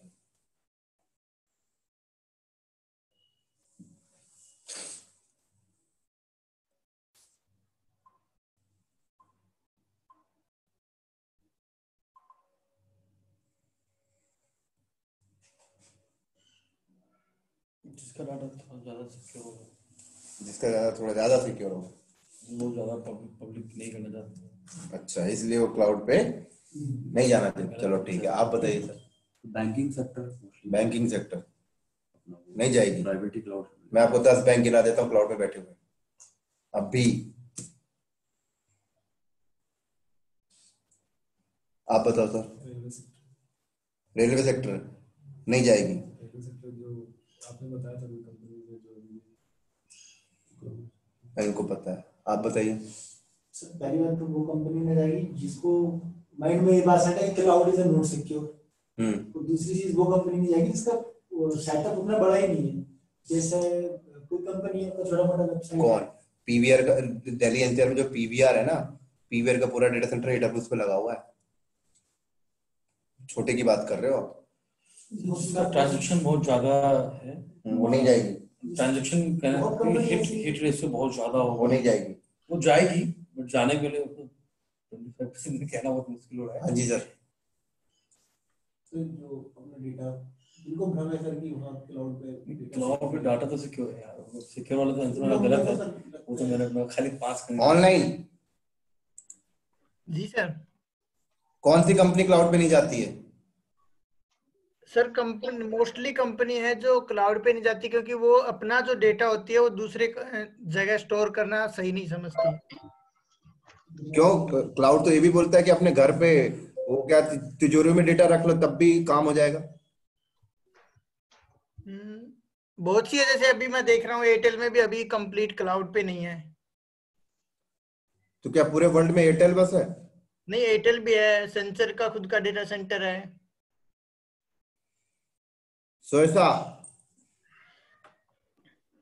सर क्लाउड पे तो ऐसा नहीं है कि कंपनी नहीं जाएगी, क्योंकि अगर उसको अपने सॉफ्टवेयर्स वगैरह, मतलब कोई प्रोडक्शन बेस्ड कंपनी है तो अगर उसको सेल करना है अपना प्रोडक्ट तो क्लाउड पे तो जाएगी ही जाएगी, बट ऑब्वियस है। देखो, जो भी आप लोगों के दिमाग में है है ना। वो एक जेन्युइन आंसर नहीं है कि क्लाउड पे क्यों नहीं जा रही है। जो लोग कहते हैं सिक्योर नहीं हो तो कह रहे हैं, मैं तो कहता हूं गलत है। सिक्योरिटी अगर आप सच में चाहते हो ना तो मैं कहता हूं इंटरनेट ही मत चलाओ, तो ही आप सिक्योर। अब मैं एसबीआई बैंक गया तो पता लगता है उसके सिस्टम में इंटरनेट चला। भाई कहाँ का सिक्योर है तू बता ना मुझे।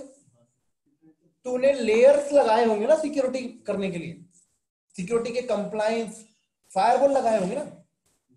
इंटरनेट आ गया इसका मतलब कहीं ना कहीं से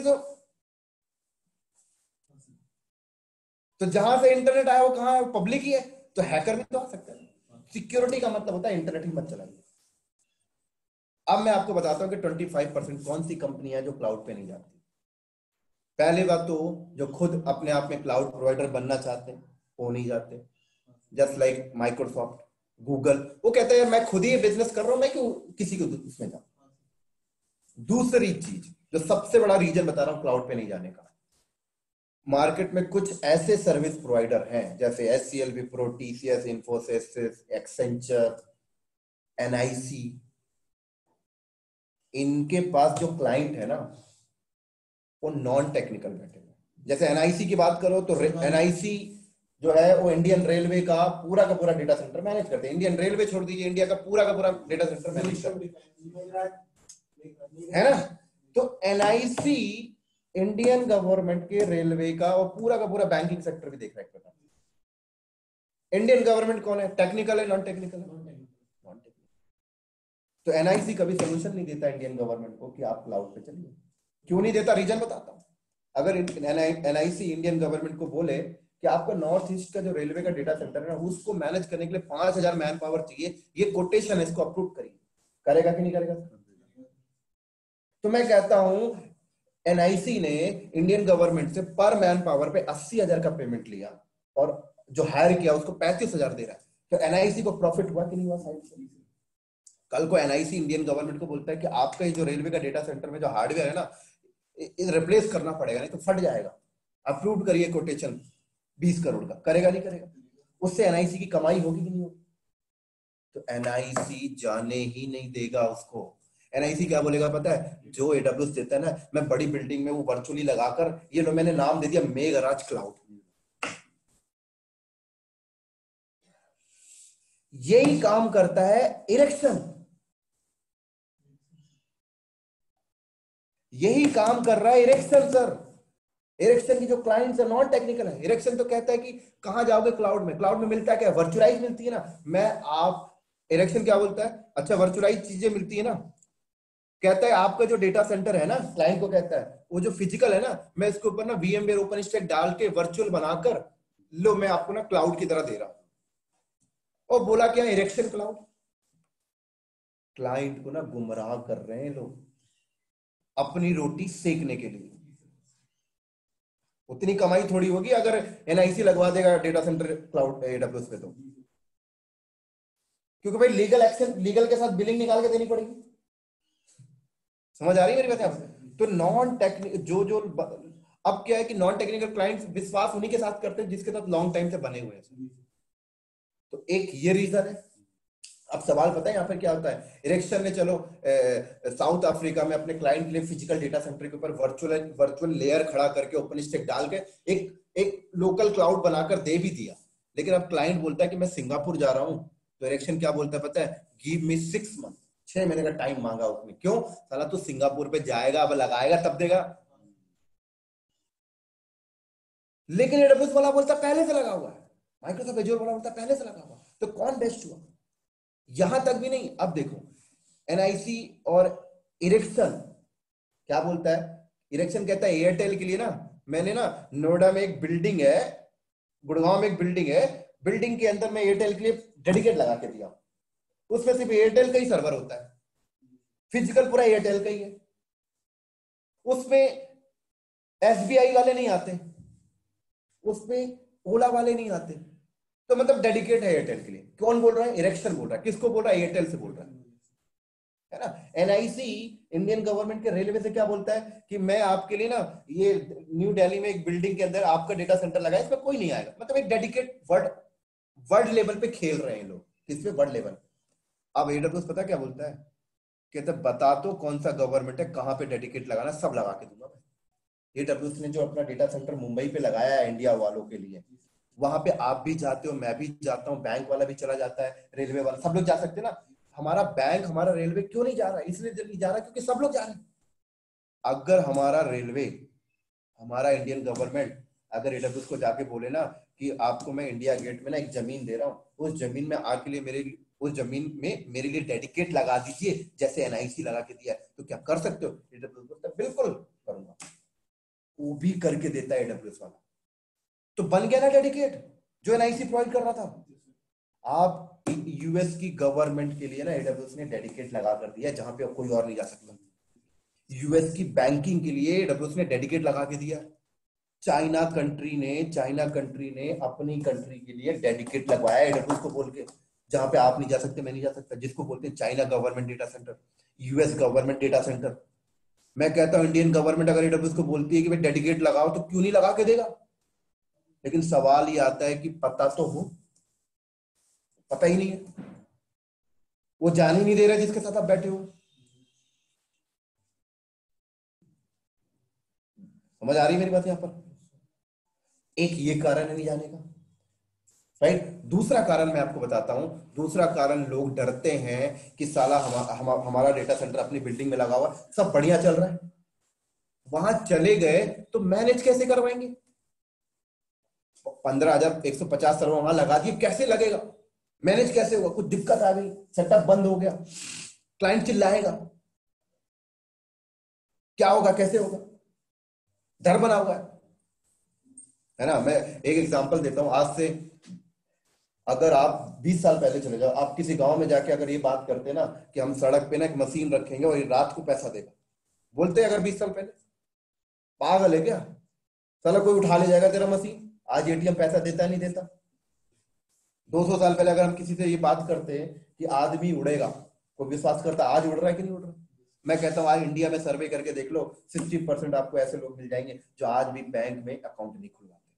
क्यों नहीं खुलवाते पता है? पूछिए जरा क्यों नहीं खुलवाते। कहते बैंक वाला पैसा हैक कर लेगा, चोरी कर लेगा, पैसा देता नहीं है। 10,000 रखो तो 9,990 ही देता है ना। ATM कार्ड से कोई निकाल लिया पैसा तो बैंक क्या बोलता है? भाई रखिए, किसी को पासवर्ड मत दीजिए, फिंगरप्रिंट लगाइए, ATM कार्ड को संभाल के रखिए, नेट बैंकिंग संभाल के रखिए, कुछ नहीं होगा। हम लोग उस चीज को समझ रहे हैं तो हम लोग चला लेते हैं। अब वो गांव का रूरल आदमी पता क्या बोलता है? कहता है ये सब हमसे नहीं होने वाला। तो मैं कहता हूं तू अगर अपना पासवर्ड संभाल के नहीं रख सकता, तू बैंक में खाता खुलवा के उसको संभाल के नहीं रख सकता, तो तू बैंक को क्यों गाली दे रहा है? वो बैंक को गाली देता है, कह रहा बैंक बेकार है, घर पे पैसा गाड़ के रख लो, सही है ना। समझ आ रही है मेरी बात? तो आज भी आपको ना इंडिया में ऐसी कंपनियां मिलेंगी जो कहेंगी क्लाउड पे नहीं जाएंगे। क्यों नहीं जाएंगे? साला डेटा हैक हो जाएगा, सिक्योर नहीं है।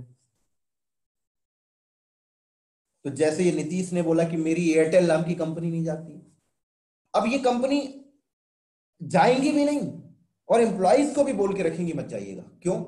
एम्प्लॉइज छोड़ के नहीं चला जाएगा। समझ आ रही मेरी बात यहां पर? तो ऐसा कुछ भी नहीं है। नहीं जाने का कारण क्या है? जो मैंने आपको बताया, या तो इनको नॉलेज नहीं है, या तो इनको वहां पे जाके सेटअप लगाना नहीं आता, मैनेजमेंट नहीं है, डर बना हुआ है। समझ आइए। और सिक्योरिटी जैसा कुछ नहीं होता सर। आप अगर AWS अच्छे से, अगर आपको क्लाउड के बारे में अच्छे से पता है, तो क्लाउड प्रोवाइडर आपको ये भी फैसिलिटी देते हैं कि आप डेटा अपने घर पे रखिए, कोई दिक्कत नहीं, डेटा मत रखिए वहां पे, सारी फैसिलिटी है। और जो आदमी कहता है मुझे सिक्योर होना ना, तो सिक्योर होने का मतलब है कि तू इंटरनेट ही मत चला अपने एनवायरनमेंट में, तो ही तू सिक्योर है। तो आप अपना फिजिकल डेटा सेंटर भी लगाते हो, इंटरनेट भी लेते हो, मतलब आप अपने आप को सिक्योर एक लेयर से करते हो, नंबर ऑफ कंप्लाइंस को फॉलो करके। तो AWS में भी बहुत सारी लेयर्स होती हैं, सिक्योरिटी के कंप्लाइंस फॉलो करने पड़ते हैं, राइट। उन सारी चीजों से आप, तो समझ में आ गई नीतीश? जी सर। हाँ जी सर। तो एक दिन सबको जाना है ना? एक दिन हर लोग अडेप्ट करेंगे।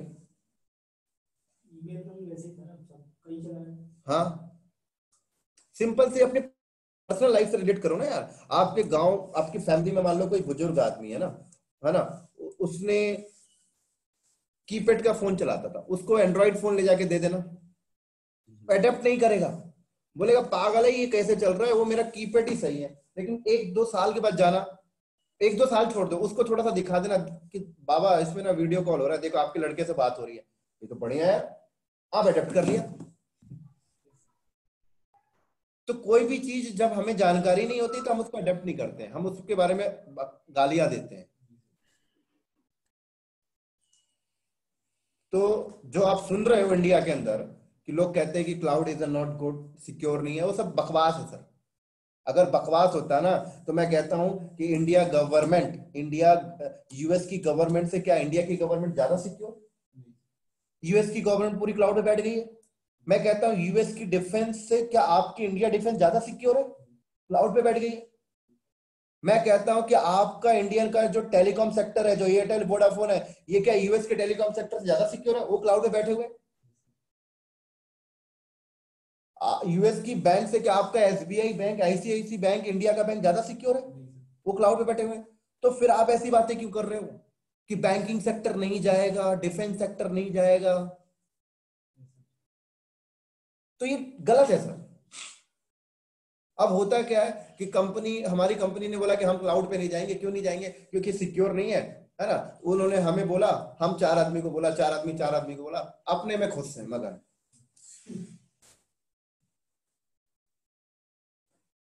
तो ये एक नई अपॉर्चुनिटी है सर, आपको डिसाइड करना है कि आपको करियर कहां लेके जाना। तो ले देके समझाने का मतलब मेरा ये था कि इंफ्रास्ट्रक्चर की प्रॉब्लम कंपनी सॉल्व कर रही है, कहां जाके? क्लाउड पे। हाँ, आपके पास बहुत पैसा है, आपको कोई फर्क नहीं पड़ता, तो ठीक है भाई, चलाइए। तो ये भी नहीं कहूंगा कि 100% जाएंगे, बट आपको डिसाइड करना है कि भाई आपको अपना करियर कहां पे लेके जाना, ठीक है? तो क्लाउड के आने से सिर्फ एक ही फायदा हुआ कंपनी को कि इंफ्रास्ट्रक्चर जैसी प्रॉब्लम हमारी सॉल्व हो गई, और कोई फायदा नहीं है क्लाउड के आने से। क्या फायदा है सर? इंफ्रास्ट्रक्चर की प्रॉब्लम सॉल्व हो गई। लेकिन एक प्रॉब्लम और बनी हुई थी। अब वो प्रॉब्लम क्या था? हम ये सब कुछ सॉफ्टवेयर बनाने के लिए कर रहे थे, हमने चलो इंफ्रा लगा लिया क्लाउड पे, राइट? अब क्या हो रहा था कि मान लो ये चाहे लोकल हो चाहे क्लाउड पे हो, है ना, बना तो हम सॉफ्टवेयर बनाने के लिए ही लगाया गया ना। अब मान लो यहां पर एक कंपनी है आईबीएम नाम की। अब यहां पर क्या है? आईबीएम नाम की एक कंपनी है ना। अब यहां पर मान लो एक माइक्रोसॉफ्ट नाम की कंपनी है। अब ये माइक्रोसॉफ्ट नाम की कंपनी ने विंडोज सर्वर 2019 बनाया, है ना, आईबीएम को दे दिया। आईबीएम ने क्या किया? अपने प्रोडक्शन में 2019 को इंस्टॉल करके उसके ऊपर एक एप्लीकेशन चला रही थी, लेकिन एप्लीकेशन में तो दिक्कत आ रही है। तो आईबीएम किसको फोन करेगा? आईबीएम किसको फोन करेगा सर? माइक्रोसॉफ्ट को। माइक्रोसॉफ्ट बोलेगा कि मैं आपको ना विंडोज सर्वर 2019.1 एक नया वर्जन रिलीज करती हूँ, उसको अपग्रेड कर लीजिएगा, प्रॉब्लम सॉल्व हो जाएगी, ठीक है? ये बोल दिया। लेकिन माइक्रोसॉफ्ट की टीम क्या कर रही थी? कोडिंग मैनुअल कर रहे थे। कोडिंग करने के बाद उन्होंने अपने सॉफ्टवेयर को कोडिंग को यहाँ पे अपलोड किया। सॉफ्टवेयर के सोर्स कोड की टेस्टिंग मैनुअल कर रहे हैं, कंपाइलिंग मैनुअल कर रहे हैं। पता लगा कंपाइलिंग करने में इन्होंने 1 महीना लगा लिया, राइट? उसके बाद ये 5000 स्टेजिंग एनवायरनमेंट में उन्होंने इंस्टॉल किया, क्वालिटी टेस्ट किया। क्वालिटी टेस्ट करने में 1 महीना लग गया, मतलब 2 महीने हो गए। क्वालिटी टेस्ट फेल्ड हो गया, फिर डेवलपर के पास जाएगा, फिर प्रोसेस चलेगा, फिर क्वालिटी टेस्ट चलेगी। पता लगा 2 महीने और लग गया, 4 महीने हो गए एक वर्जन को रिलीज करने में। सब मैनुअल हो रहा है। पता लगा कि 4 महीने के बाद पता लगा कि अब परफेक्ट है। अब प्रोडक्शन में डाला गया, प्रोडक्शन में डालने में 1 महीना लग गया। मतलब टोटल कितने महीने हो गए? 5 महीने। 5 महीने के बाद इस आईबीएम के पास विंडोज सर्वर 2019.1 माइक्रोसॉफ्ट ने दिया। मतलब 5 महीने से आईबीएम वेट कर रहा था।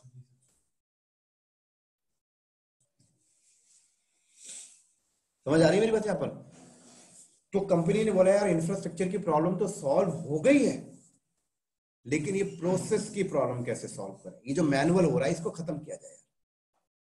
तो एक ही बात आती है कि भाई एक काम करिए, इंसान काम कर रहा है ना यहाँ पर, तो इंसान काम करेगा तो भाई टाइम तो लगेगा ही, इंसानों से भी लेजी होता है। तो कहा गया कि ऑटोमेशन टूल लाइए, इंसान की जगह जो इंसान कर रहा है ना मैनुअल, वहां पर टूल्स ले आइए। तो ठीक है भाई, यहाँ पर डेवलपर को दिक्कत होता था अपना सोर्स कोड को, वर्जन को मेंटेन करने के लिए, तो कंपनी ने बोला एक काम करो, हर एक डेवलपर के सिस्टम में गिट इंस्टॉल कर दो, तो गिट के थ्रू वो लोग अपना वर्जन कंट्रोल मैनेज कर लेंगे, राइट। डेव सर्वर की जगह कंपनी ने गिटहब का इस्तेमाल कर लिया। कंपनी ने बोला कि अच्छा सोर्स कोड की टेस्टिंग मैनुअल ना करके कंपनी ने सोर्स कोड टेस्टिंग के टूल यूज कर लिए। एन नंबर ऑफ टूल्स होते हैं जैसे सोनार क्यूब। कंपनी ने बोला अच्छा कंपाइलिंग कैसे किया, कंपनी ने मेवेन को इस्तेमाल कर लिया, मेवेन टूल के थ्रू कंपाइलिंग कर, एन नंबर ऑफ एस बताऊंगा। समझ आ रही मेरी बात? यहां पर कोको कोला सुना है? कोको कोला पिया है? स्प्राइट, थम्स अप, ये सब अल्टरनेट, सब कोल्ड ड्रिंक ही है, सब बताऊंगा। समझ आ गई मेरी बात यहां पर? तो कंपनी ने मेवेन के थ्रू कंपाइलिंग कर लिया। अब सवाल आता है ठीक है, कंपाइलिंग करने में जब सॉफ्टवेयर बनता है तो स्टेजिंग एनवायरनमेंट में 5000 सर्वर है, अब 5000 सर्वर पे इंस्टॉल करने में टाइम लगता है ना, तो कंपनी बोला ऐसा कुछ लाओ कि एक बार में 5000 सर्वर पे इंस्टॉल हो जाए। तो कंपनी ने क्या किया, यहां पर एक और सर्वर रखा। अब सर्वर रखने के बाद कंपनी ने बोला इस पे डालो एनसेबल, तो एनसेबल के थ्रू सॉफ्टवेयर की डिप्लॉयमेंट करने लग गया। एनसेबल से पहले भी ऑटोमेशन था, scripting, shell script, Python script, but ये थोड़ा सा डिफिकल्टीज करता है आदमी को।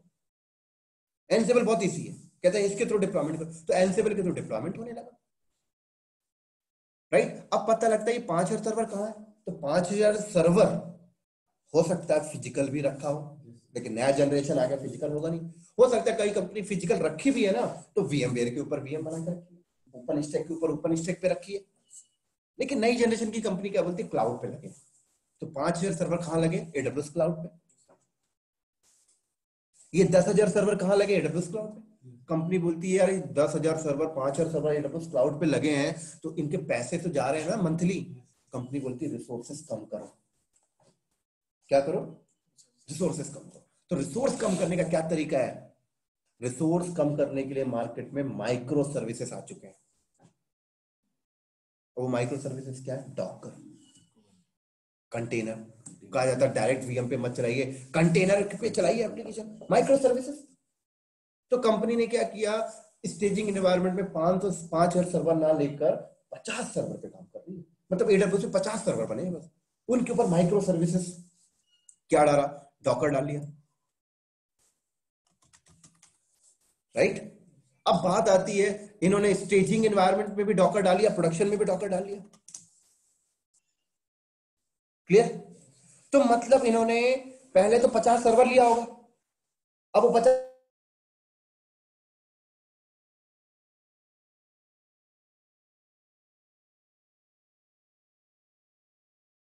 ठीक है डॉकर चला रहे बढ़िया है, लेकिन इनको भी एक क्लस्टरिंग मैनेजमेंट करने के लिए, बेटर मैनेजमेंट करने के लिए कंपनी ने क्यूबरनेटिस का इस्तेमाल कर लिया, बेटर मैनेजमेंट करने के लिए। समझ आ रही मेरी बात यहां पर, क्लियर। अब कंपनी बोलती है ठीक है ये बढ़िया हो गया, अब मॉनिटरिंग कैसे करें, कंपनी बोला नेगियोस लिया, नेगियोस के लिए स्प्लंक नंबर ऑफ टूल्स है। तो कंपनी ने जहां पर अपना काम मैनुअल कर रहे थे वहां पर उन्होंने हर एक स्टेज में ऑटोमेशन टूल लगा दी। अब ऑटोमेशन टूल्स अपना काम कर रहा है, लेकिन पता है इनके बाद भी कंपनी को एक प्रॉब्लम बनी हुई थी। अब क्या प्रॉब्लम है, अब प्रॉब्लम ये है कि आपने हर एक स्टेज में ना अपना अपना ऑटोमेशन रखा है, हर एक स्टेज में।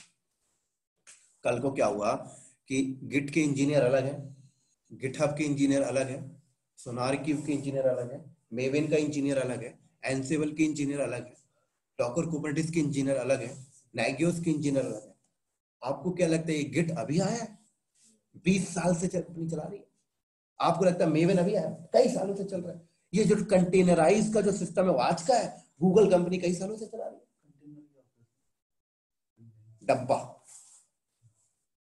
जब पढ़ेंगे तो और डिटेल देखेंगे, डब्बा उसके बारे में अलग से मेरे को 45 मिनट देना पड़ेगा इंट्रोडक्शन में, एक्चुअल में कंटेनर समझाने में, है ना?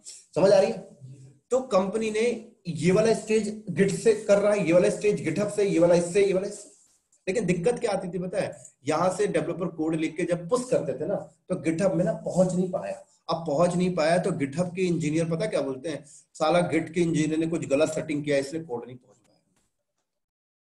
अब गिटहब के इंजीनियर नए हैं, गिट के इंजीनियर पुराने। गिटहब के इंजीनियर को गिटहब की नॉलेज है, गिट के इंजीनियर को गिट की नॉलेज, दोनों झगड़ा कर रहे हैं। पता लगता है कि इनकी प्रॉब्लम सॉल्व हो गई। अब पता लगता है कि कंपाइलिंग फेल हो रहा है। जब कंपाइलिंग फेल हो रहा है तो पीछे की टीम झगड़ा कर रही है। पता लगता है एंसिबल के थ्रू डिप्लॉयमेंट किया जा रहा है, डिप्लॉयमेंट फेल हो गया तो डॉकर वालों को ब्लेम कर रहे हैं। तो ये झगड़ा चल रहा है इनके बीच। अब झगड़े को कैसे खत्म किया जाए? क्या चल रहा है सर? झगड़ा चल रहा है इनके बीच। तो अब सवाल आता है झगड़े कैसे खत्म किया जाए? तो झगड़ा खत्म करने के लिए कंपनी ने बोला है यार हम लोगों ने तो बहुत बढ़िया कर लिया, हम लोगों ने अपना इंफ्रास्ट्रक्चर सॉल्व कर लिया, ऑटोमेशन टूल भी लगा लिया, लेकिन साला ये झगड़ा बना हुआ है, झगड़ा कैसे खत्म किया जाए? तो झगड़ा खत्म करने के लिए कंपनी ने बोला ऐसा बंदा लाओ कंपनी में जो ना सब कुछ जानता हो, और जहां पे झगड़ा होगा ना वहां पे उसको भेज देंगे, वो सॉल्व करके आ जाएगा। लेकिन वो बंदा मिलेगा कहाँ? सारा कुछ कौन जानेगा? तो कंपनी ने बोला यार मिल जाएंगे बहुत सारे बंदे, 8-10 टूल तो ये हैं। चलो कंपनी ने ढूंढ भी लिया, लेकिन अब सवाल आता है कि इनकी जॉब प्रोफाइल क्या रखें? भाई क्या जॉब प्रोफाइल रखे? अभी तो चलो ठीक है, लिनक्स एडमिन दे दिया, सिस्टम एडमिन दे दिया, डॉकर एडमिन दे दिया, एनसिबल एडमिन दे दिया, गिट दे दिया। ये सब कुछ लेके आएंगे तो क्या मल्टी टैलेंट एडमिन बोलेंगे? सवाल आ रही है समझ में? क्या बोलेंगे? मल्टी टैलेंट एडमिन हायर किया हमने। कंपनी ने एक जॉब प्रोफाइल सेट की, उस जॉब प्रोफाइल का नाम क्या है? DevOps engineer. तो डेवऑप्स कोई कोर्स नहीं है, कोई टूल नहीं है। डेवऑप्स एक प्रोफाइल का नाम है, जॉब की प्रोफाइल का नाम है। ये एचआर डिपार्टमेंट के लिए है, एचआर ने दिया है इसको हमारे लिए। डेवऑप्स इंजीनियर हायर करना है। अब इस प्रोफाइल के इस जॉब प्रोफाइल में जो बंदे जाते हैं उनसे सारी चीजें मांगी जाती है। समझ आ गई मेरी बात? तो चलो कंपनी ने कहीं ना कहीं से इंटरव्यू लेके एक आध बंदा हायर कर लिया अपनी कंपनी में, आ गया वो बंदा। चलो अब वो बंदा आ गया, मान लो यहाँ पर वो बंदा है अमित। अब करेगा क्या अमित? यहाँ पर डेवऑप्स इंजीनियर ज्वाइन कर लिया, ऑफर लेटर मिल गया डेवऑप्स इंजीनियर का। अब क्या करेगा यहाँ पर? सब कुछ तो चल रहा है। तो इसकी रिस्पॉन्सिबिलिटी क्या है? देखो, अगर गिट की टीम ने गिट से कोड वहां गया गिटहब में, अब कुछ झगड़ा चल रहा है, दोनों की टीम झगड़ा कर रही है, तो डेवऑप्स इंजीनियर क्या करेगा? आएगा, इसके प्रॉब्लम को सुनेगा, इसके प्रॉब्लम को सुनेगा, मार्केटिंग देख किस हिसाब से दोनों की प्रॉब्लम को अंडरस्टैंड करेगा। इसको लगता है कि अच्छा गिटहब की टीम में दिक्कत है, तो गिटहब के इंजीनियर को बोलेगा ये प्रॉब्लम को सॉल्व कर लो। प्रॉब्लम का सॉल्यूशन देकर डेवऑप्स इंजीनियर वापस अपने सीट पे आके बैठ जाएगा। उसका काम नहीं है कि सॉल्व करके देना। मैं डेडिकेट इंजीनियर है गिटहब के लिए, मैं क्या सॉल्व करूंगा यार? सॉल्यूशन बताया और आके सीट पे बैठ जाए। ऐसे ही पता लगता है कि कंपाइलिंग हो रही है, कंपाइलिंग फेल हो गई, मेवेन की टीम गिटहब की टीम झगड़ा कर रही है, सोनार की टीम झगड़ा कर रही है। फिर डेवऑप्स इंजीनियर गया, प्रॉब्लम सुना, मेवेन की टीम में दिक्कत थी, मेवेन की टीम को बोला यार ये वर्जन गलत है, मेवेन की टीम को सोल्यूशन दिया, सोल्यूशन बताकर वापस आया सीट पे, मेवेन की टीम ने सोल्यूशन को किया, प्रॉब्लम सॉल्व हो गई। अब पता लगता है कि एंसिबल की टीम डिप्लॉयमेंट करती है किसके ऊपर? कंटेनर के ऊपर। कंटेनर किस पे चल रहा है? डॉकर के ऊपर। तो पता लगता है कि एंसिबल की टीम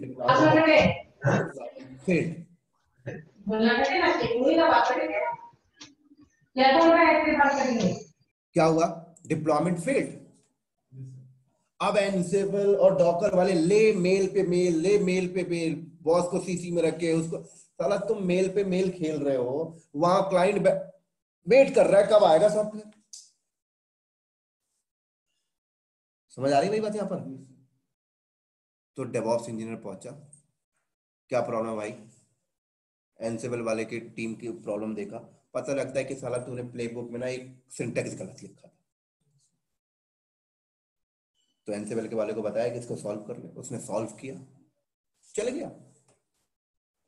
पता लगता है एनसेबल की टीम में दिक्कत नहीं था, डॉकर का जो वर्जन गलत था। डेवऑप्स इंजीनियर ने बताया भाई डॉकर की टीम को भाई ये वर्जन सही कर ले, उसने सही किया, प्रॉब्लम सॉल्व हो गई। पता लगता है ना ही एनसेबल की टीम में दिक्कत थी, ना ही डॉकर की टीम में दिक्कत थी, डॉकर के नीचे जो लिनक्स पड़ा हुआ था, साला वो लिनक्स का वर्जन गलत। समझ रहे हैं आप, समझ रहे हो? तो डेवऑप्स इंजीनियर ने बोला कि लिनक्स की टीम को बुलाइए, वो करेंगे। सोल्यूशन दिया, लिनक्स की टीम ने सही किया। अब पता लगता है कि ना ही एनसेबल में दिक्कत था, ना ही डॉकर में दिक्कत था, ना ही लिनक्स में दिक्कत था। पता लगता है कि जो वीएम है ना वो एडब्ल्यूएस में बनी, एडब्ल्यूएस में जो वीएम बना था उसमें दिक्कत, एडब्ल्यूएस की टीम को भी इन्वॉल्व किया। समझ आ रही मेरी बात यहां पर? तो मतलब ऐसा काम कौन कर सकता है जिसको सब चीज आती हो, राइट? इसके बाद पता लगता है कि साथ में कुबरनेटिस भी चल रहा था, तो हो सकता है कुबरनेटिस में दिक्कत हो। ऐसे ही पता लगता है नेगियोस में कुछ दिक्कत आ रहा, तो फिर डेवऑप्स इंजीनियर आया। तो डेवऑप्स इंजीनियर का काम क्या है?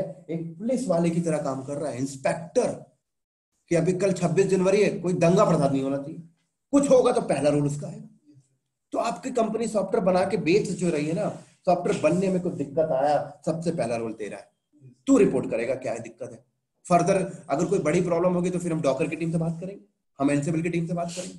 तो डेवऑप्स इंजीनियर को इसलिए लाया जाता है कंपनी के अंदर। अब सवाल आता है कि डेवऑप्स इंजीनियर ने बोला यार ऐसे तो बार बार प्रॉब्लम आती रहती है, कुछ ऐसा कुछ कर दूं कि प्रॉब्लम और अपने आप मुझे डिटेक्ट हो जाए। तो डेवऑप्स इंजीनियर ने बोला एक काम करता हूं, इस टूल को इससे जोड़ देता हूं, इसको इससे इंटीग्रेट कर देता हूं, इसको इससे इंटीग्रेट कर देता हूं, इसको एनसेबल से इंटीग्रेट कर देता हूं, इसको डॉकर से इंटीग्रेट कर देता हूं, इसको डेवऑप्स एडब्ल्यूएस से इंटीग्रेट कर देता हूं, इसको नेगियोस टूल से इंटीग्रेट कर देता हूं, इसको डेवलपर से इंटीग्रेट कर देता हूं, ईमेल चला जाए, मतलब एक पाइपलाइन बना देता हूं। तो अब सवाल आती है कि पाइपलाइन कैसे बने? तो पाइपलाइन बनाने के लिए डेवऑप्स इंजीनियर ने क्या किया? जेनकिंस का इस्तेमाल किया, तो एक पाइपलाइन बन गई। इस पाइपलाइन को अंग्रेजी में हम लोग क्या बोलते हैं पता है? CI&CD, continue integration, continue deployment and continue deliver. मतलब कंटिन्यू इंटीग्रेट हो रहा है, कंटिन्यू डिप्लॉयमेंट हो रहा है, कंटिन्यू डिलीवर हो रहा है। क्या डिलीवर हो रहा है? सॉफ्टवेयर। किसको? IBM को, जो खरीद रहे हैं उसको। मैं कहता हूं आप किसी समोसे की दुकान में जाइए और समोसा छान रहा है और बांटते जा रहा है, वो भी CI/CD यूज कर रहा है, वो भी continue integration, continue delivery, continue deployment चला रहा है। एक समोसे की दुकान में जाइए, समोसा छानता है ना, उसके बाद कुछ करता है, फिर उसके बाद देता है, वो CI/CD नहीं। मतलब बनाने वाला बंदा अलग बैठा हुआ है, कलेक्ट करने वाला बंदा, कस्टमर को सर्व करने वाला बंदा, मतलब CI/CD यूज हो रहा है। IT को समझना है तो पर्सनल लाइफ से रिलेट करते चलो बस। तो अब सवाल आता है कि अगर हम CI/CD का मेथड यूज करते हैं ना, तो पता लगता है सॉफ्टवेयर का नया वर्जन निकालने में ना विद इन द डे निकल जाता है। मतलब IBM नाम की कंपनी ने बोला कि ये बग था, माइक्रोसॉफ्ट ने बोला कि बस विंडो 19.1 देता हूं, पता लगा 19.1 को निकालने में विद इन द डे लगा, with in the day problem solve हो गई, IBM भी हैप्पी, हम भी हैप्पी। तो CI/CD मेथड से अगर कोई सॉफ्टवेयर बनाता है तो टाइम कम लगता है।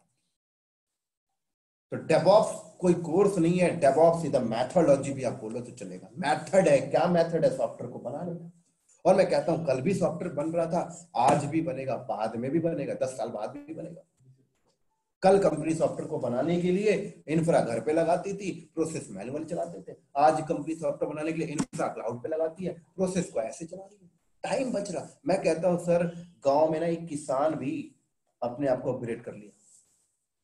गांव में वैसे चले जाइए ना, कोई किसान आपको मैनुअल खेती करते नहीं मिलेगा, ट्रैक्टर से कर रहा है, फसलें मशीनों से कटवा रहा है,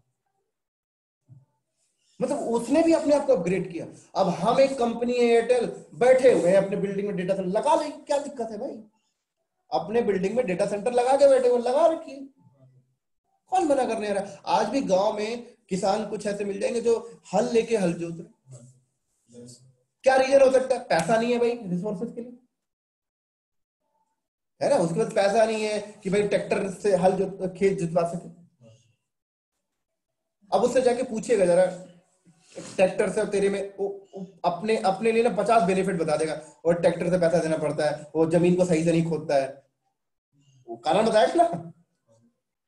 तो डिपेंड करता है आप किस लेवल पे जा रहे हैं। तो हर कंपनी अपने आप को अपग्रेड कर रही है। और सबसे मजे की बात तो पता है क्या है कि 95% दिल्ली एनसीआर में ना लोगों को पता ही नहीं कंपनी क्या कर रही है। बस क्या पता है, system admin, Linux admin, Windows admin, Cisco admin, ये एडमिन। अरे समझ तो कंपनी क्या कर रही है, कहां पे पासा पलट जाता है, और पासा पलट गया हम उसमें फंस भी गए, पहले ही पता चल चुका होता है ये प्रोसेस, टेंशन ही नहीं रहती। समझ आ रही मेरी बात यहां पर? हाँ जी sir, online Nitish ji sir आ रहा।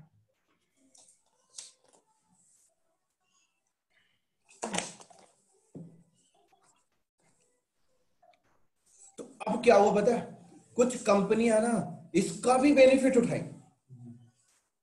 अभी गाड़ी यहां पे खत्म नहीं हुई, कुछ कंपनियों ने इसका भी बेनिफिट उठाया। क्या बेनिफिट? इस प्रोफाइल का भी बेनिफिट उठाया। कंपनियों को पता है साला जिस बंदे को डेवऑप्स इंजीनियर पे आ रहा होगा ना, वो सारी चीज लेके आ रहा होगा अपने साथ। अब देखो बड़ी कंपनियों में क्या होता है ना, अगर माइक्रोसॉफ्ट की बात करो, आईबीएम की, माइक्रोसॉफ्ट हो गया, आईबीएम हो गया, एसएपी हो गया, गूगल हो गया, फेसबुक हो गया ना, ये कंपनी ना 20 साल पहले से एक डेवऑप्स एनवायरनमेंट को अडॉप्ट करके बैठे हुए। इन कंपनियों में जब आप जाओगे ना, तो ये कंपनी हर एक स्टेज के अलग अलग बंदे होते हैं। मतलब डॉकर कुबरनेटिस के अलग बंदे होंगे, डेवऑप्स के इस काम को करने के लिए अलग बंदे होंगे, एडब्ल्यूएस के लिए अलग होंगे, सब अलग अलग होंगे। एक डेवऑप्स प्रोफाइल अलग होगा, है ना। लेकिन आजकल छोटी छोटी कंपनी भी इसको अडॉप्ट कर रही है। अभी छोटी कंपनी पता है इस प्रोफाइल का फायदा उठाती है, पता है क्या बोलती है, डेवऑप्स इंजीनियर जो हम लोग हायर करेंगे उसे तो सब पता होगा, तो जब भी कहीं पर कोई स्टेज में प्रॉब्लम आएगी ना, तो बोलेंगे इससे ना तू ही सॉल्व कर। क्या कर? तू ही सॉल्व कर। एडब्ल्यूएस में दिक्कत है, तू ही सॉल्व कर। तो मिस यूज भी हो रहा है डेवऑप्स इंजीनियर का। आपको समझना है कि कैसे, कहां पे मेरे को मिस यूज किया जा रहा है। हाँ चलो ठीक है, आप अगर लर्निंग पर्पज से कंपनी में जा रहे हैं तो ठीक है, मिस यूज हो रहा है, फायदे में ही रहोगे सर, सोल्यूशन करवा रही है कोई बात नहीं, एक देर सर्कुलर फिर स्विच कर जाएंगे। तो अब समझ में आया डेवऑप्स क्या है। डेवऑप्स सर कोई कोर्स नहीं है, कोई टूल नहीं है। डेवऑप्स एक जॉब प्रोफाइल है जो कंपनी में सेट किया गया है, और सॉफ्टवेयर बनाने का एक मेथड है।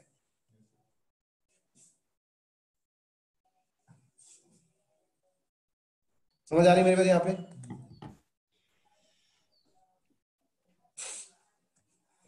तो अब बात आती है इस प्रोफाइल, अब कंपनी में इस जॉब प्रोफाइल पे जाने के लिए क्या क्या चीज है। तो अब सवाल यहां पर क्या उठता है पता है, बंदे ने लिनक्स किया, लिनक्स करके चला गया इंटरव्यू देने। अब जहां तो आपने इंटरव्यू देने गया ना, वो उम्मीद रख रही तुझे सब आता होगा, तो तेरे से और भी काम करा लेंगे। अब पता लगा लिनक्स को लेकर गए, अब क्लियर ही नहीं हो पाया वहां पर, उसे और चीज चाहिए था। पता लगा कि लिनक्स के साथ एडब्ल्यूएस भी कर लिया, तब भी क्लियर नहीं हुआ चीजें। तो कहीं ना कहीं आदमी परेशान है पता है इस चीज को लेकर।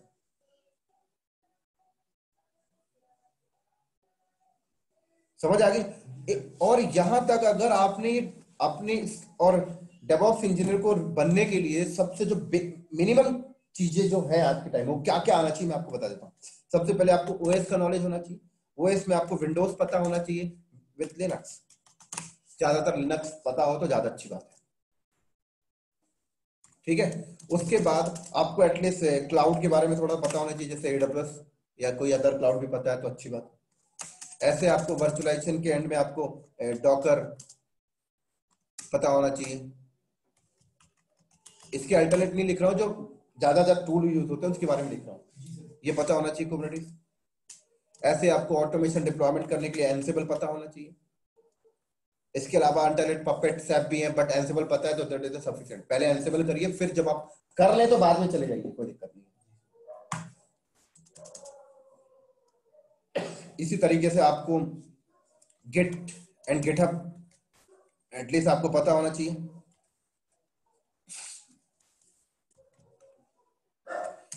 कंपाइलिंग कॉन्फ़िगरेशंस पता होना चाहिए मेवन, CI/CD बनाने के लिए जेनकिंस टूल का पता होना चाहिए, टेराफॉर्म आपको एटलीस्ट पता होना चाहिए आइडिया, क्लाउड फॉर्मेशंस आपको एटलीस्ट पता होना चाहिए। तो ये जो मैंने आपके सामने लिखा है इतना आपको पता होना चाहिए सर, इसके बाद ही आप एलिजिबल हो डेवऑप्स इंजीनियर के इंटरव्यू में बैठने के लिए। अगर इतनी चीजें नहीं पता तो आप डेवऑप्स इंजीनियर के इंटरव्यू में जाना भी बेकार है और जाके फालतू का किराया खर्च करके आ जाना और कुछ नहीं। और सबसे मजे की बात तो पता है, कंपनी तरस रही है, कोई आ जा भाई, एक्सपर्ट नहीं है कोई बात नहीं, 30% 20% भी अगर तुझे आता है ना, मैं रख के तुझे सिखा दूंगी। लेकिन सवाल ये आता है कि बंदे सीख तो जाए, पता तो हो कि ये चीजें मांगी जाती हैं। बस पता क्या, बंदे क्या करते हैं, लिनक्स में एक्सपर्ट होके चले गए, AWS में एक्सपर्ट होके चले गए। भाई मुझे नहीं चाहिए। समझ आ रही है मेरी बात यहाँ पर? तो आपको अगर ये चीज सच्चाई जाननी है ना, मैं कहता हूं आज घर जाओ, naukri.com में जाना और कीवर्ड में ना ये लिख देना, एक टूल बस हो गया। naukri.com में अगर साइट बनाया होगा तो खोल के ना एक टूल लिख देना, बस हो गया। और एक लाइन लिख देना, मैं वर्किंग हूँ, वर्किंग में नहीं, इसका नॉलेज है मुझे लिख देना, बस हैंड्स ऑन एक्सपीरियंस है। देखना कल से ना 10 कंपनी कॉल करेगी। अगर आपको देखना चाहते हो तो बात तो वही थी कि बंदा 10-10 साल से एक ही टूल पे काम कर रहा था। 10 साल से बंदा एक ही टूल में काम, 10 साल से बंदा सिस्को में ही काम, 10 साल से बंदा लिनक्स में ही काम, 10 साल से विंडोज में ही बैठा हुआ। अब एकदम से मार्केट बदल गया। तो इसीलिए आईटी सेक्टर में रहना है तो टेक्नोलॉजी के हिसाब से चलना पड़ता है। कहते हैं ना कि बहता हुआ पानी अगर धीरे धीरे भी बहे उसकी वैल्यू है, ठहरा हुआ पानी तालाब में भी इकट्ठा हो जाए, समुद्र में भी इकट्ठा हो जाए, कोई वैल्यू नहीं, बदबू आती है ठहरे हुए पानी से। तो सबसे मजे बात तो ये है कि ठहरा हुआ पानी उम्मीद भी करता है, खुशबू नहीं आ रही, तो सैलरी नहीं बढ़ रही। तो आपको अगर आईटी सेक्टर में रहना है तो आपको हर टेक्नोलॉजी से अवेयर होके चलना है। आपको पता करते रहना पड़ना चाहिए कि मार्केट में क्या चल रहा है, उसके हिसाब से आप उस पर लर्निंग करिए, हैंड्स ऑन एक्सपीरियंस करिए, लीजिए। अब कोई बंदा मेरे से बोलता है सर एक्सपीरियंस कहां से आएगा, बंदा मेरे से ऐसे बंदे आके बोलते हैं सर एक्सपीरियंस कहां से आएगा बताइए। अगर ये बात आप 10 साल पहले बोलो ना तो अच्छा लगता है। क्यों? क्योंकि 10 साल पहले आपको घर पे लैब करने के लिए ना राउटर नहीं मिल रहा था, आपको घर पे लैब करने के लिए 64 GB का सर्वर नहीं मिल रहा था। लेकिन आज आपके पास सर्वर है लैब करने। आज आप ये वर्ड मत बोलिए कि एक्सपीरियंस कहां से लाऊं, मैं प्रैक्टिकल एक्सपीरियंस, हर चीज रखी हुई है सर। आप अपनी कंपनी में काम कर रहे हैं, आपकी कंपनी में क्या होता है, मैं कहता हूं अपनी कंपनी के लॉजिक को यहां लगाइए ना, इंप्लीमेंटेशन करिए। और आजकल तो यार पूरे बने बनाए सब कुछ रखा हुआ है, सोर्स कोड उठा लीजिए, मतलब पूरा लाइव एक्सपीरियंस आप घर बैठ के ले सकते हैं। समझ आ रही मेरी बात यहाँ पर? तो हमें पूरे डेवऑप्स में यही करना पड़ता है कि पहले हम एक एक टूल के बारे में अंडरस्टैंड करते हैं, और जब हम एक टूल पूरे हर एक टूल को एक एक करके अंडरस्टैंड कर लेते हैं तो फिर हम क्या करते हैं, हम सारे टूल को एक दूसरे से इंटीग्रेट करते हैं, और सारे टूल को इंटीग्रेट करने के बाद फिर हम ना सोर्स कोड उठा के लाते हैं। अब हम डेवलपर तो नहीं है कि हम सोर्स कोड लिखेंगे, तो इंटरनेट में जाइए सोर्स कोड मिल जाता है, सोर्स कोड को उठा के लाइए और एक सिस्टम में बैठ के ना पुश मारिए, कमिट करिए। जब आप सोर्स कोड को कमिट करेंगे तो आपका सोर्स कोड अपने आप यहां पहुंचना चाहिए, यहां से यहां पहुंचना चाहिए, कंपाइलिंग अपने आप होना चाहिए, कंपाइलिंग के बाद एनसीएल के पास अपने आप जाना चाहिए, डिप्लॉयमेंट होना चाहिए, डिप्लॉयमेंट यहां होना चाहिए, और डिप्लॉयमेंट के बाद सक्सेसफुल डिप्लॉयमेंट होना चाहिए। और डिप्लॉयमेंट हो गया तो आप बन गए डेवऑप्स इंजीनियर। जब आप पूरा टूल पढ़ के ये जो चीजें हैं, जब आप सोर्स कोड उठा के डिप्लॉयमेंट करेंगे तो ऐसा नहीं है कि एक बार में चल जाए, प्रॉब्लम आएगी, गिट में प्रॉब्लम आएगी, प्रॉब्लम को आइडेंटिफाई करोगे घर पे बैठ के, रात 2-2 बजे रात तक देखोगे साला क्या फंस रहा है, कलीग से बात करोगे भाई ये दिक्कत आ रही है मेरे पास, भाई मेवन में फंस गया, भाई एनसेबल में आके अटक गया, भाई डॉकर में आके अटक गया, भाई कुबरनेटिस में आके अटक गया, भाई लिनक्स में अटक गया। एक बार में हो जाएगा क्या? आप एक बार में साइकिल सीखा है क्या कभी बचपन में? मतलब पता नहीं कितनी बार गिरा। तो जब आप ये पढ़ के पाइपलाइन बनाकर अपना डिप्लॉयमेंट कर लोगे ना, राइट, आपको ना कॉन्फिडेंस आएगा। उसके बाद फिर अपना इंटरव्यू चाहिए। पहला इंटरव्यू पास नहीं हुआ कोई बात नहीं, दूसरा नहीं हुआ कोई बात नहीं, तीसरा नहीं हुआ कोई बात नहीं। मैं कहता हूं 10 इंटरव्यू देके 11वां इंटरव्यू में ना आराम से सेलेक्ट हो। और जो बंदे डेवऑप्स की प्रोफाइल पे काम कर रहे हैं ना, वो ऐसे ही जाते हैं। डेवऑप्स की प्रोफाइल में किसी के पास एक्सपीरियंस नहीं है, लाइव एक्सपीरियंस, क्योंकि साला नया टेक्नोलॉजी है, कहां से एक्सपीरियंस पैदा कर देगा? कंपनी को जो पता है ना कि हम भी तो अभी अडेप्ट कर रहे हैं, कहां से लेके आ जाए एक्सपीरियंस? हैंड्स ऑन ही चाहिए ना। डेवऑप्स के इंटरव्यू में सीधा बोला जाता है तूने कोई प्रोजेक्ट बनाया है? जाइए डेवऑप्स के इंटरव्यू में, प्रोजेक्ट बनाया है, CI/CD बनाया है? आपने बोला यस, तो बोलेगा ठीक है, सिस्टम है वही कर दे बस। आपने कर दिया एंटर, लेकिन बंदा कभी प्रोजेक्ट बनाया होता ना, वहीं पे आप इंटर हो गए। कई इंटरव्यू तो मैंने देखा है कि सिस्टम, इंटरव्यूअर के पास सिस्टम नहीं है, एक ब्लैंक पेपर पेन दे देंगे, तूने प्रोजेक्ट बनाया, प्रोसेस लिख दे, प्रोसेस लिख दे। अब जो बंदे ने कभी प्रोजेक्ट नहीं बनाया वो क्या प्रोसेस लिखेगा बताना?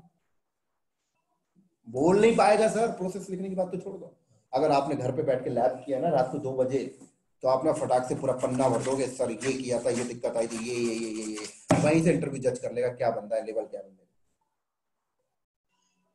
बस एक ही चीज पता है हमें, DevOps engineer, DevOps engineer, DevOps में एंसिबल होता है, इसमें ये होता है वो होता है। समझ आ गई मेरी सब बात यहाँ पर? तो किसी को कोई क्वेश्चन पूछना है? हाँ सर, मुझे not related to this, but मेरे को पूछना था कि मेरे को ना रेगुलर क्लासेस करनी है, मतलब वीकेंड्स वाली नहीं करनी है। हाँ, क्योंकि मेरा वर्क फ्रॉम होम है, सो मतलब मैं कर सकती हूँ वीकडे क्लासेस। तो अभी कोई बैच है? ठीक है, फिर मैं आपसे बाद में बात कर लूंगा इसके लिए, ठीक है? कोई टेक्निकल ठीक से है। रिगार्डिंग क्वेश्चन पूछना है? नहीं अभी सर, अभी तो नहीं। ठीक है। नीतीश?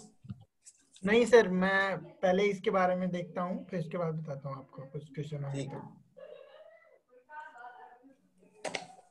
आपको सर, आप लोग को कोई क्लियर है? विशाल कोई समस्या? डेवऑप्स है, आपने बता दिया। और एक होता है AWS में आता है सॉल्यूशन एज आर्किटेक्ट लेवल, उसके बाद में आता है डेवलपर एसोसिएट लेवल। उसका क्या काम है? उसमें भी तो CI/CD किसका? डेवलपर डेवलपर ऑपरेशन समथिंग होता है। हाँ, उसके बाद उसका क्या है? एसोसिएट लेवल ही होता है। उसमें भी आपका CI/CD कुछ टॉपिक्स है और बाकी AWS क्लाउड्स वगैरह है। क्लाउड मतलब सर्विसेज है।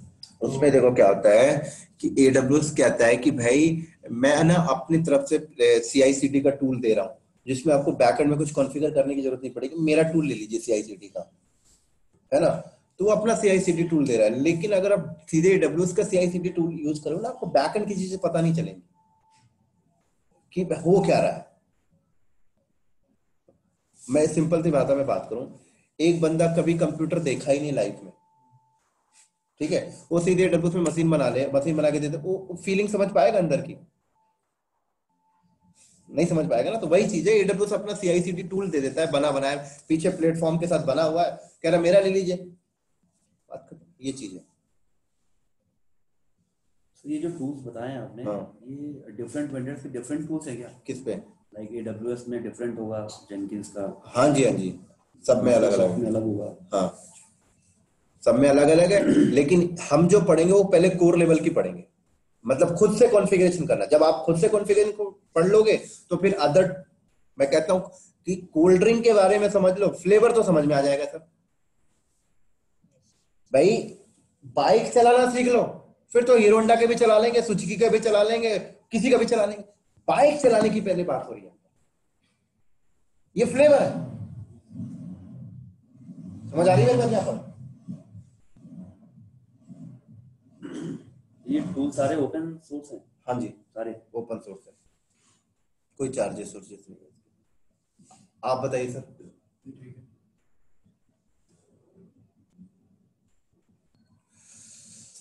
ठीक है सर, फिर हम लोग कल मिलते हैं सेम टाइम, ठीक है? हाँ यार, कल रिपब्लिक डे है ना, देख लो आप लोग, मेरे को तो कोई दिक्कत नहीं है।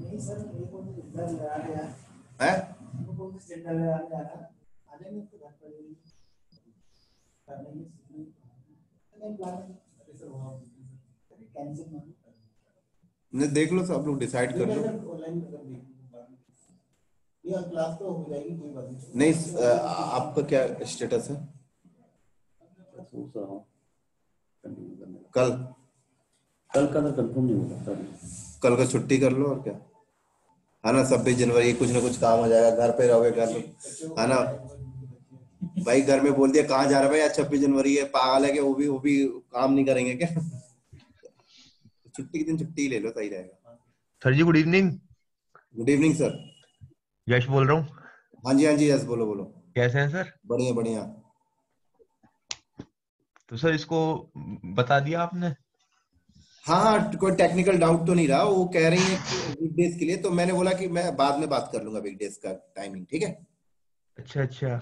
बाकी सर हम लोग तो फिर मंडे से स्टार्ट करते हैं ना? हाँ, हमारा तो मंडे से चलेगा, ठीक है? ठीक है सर।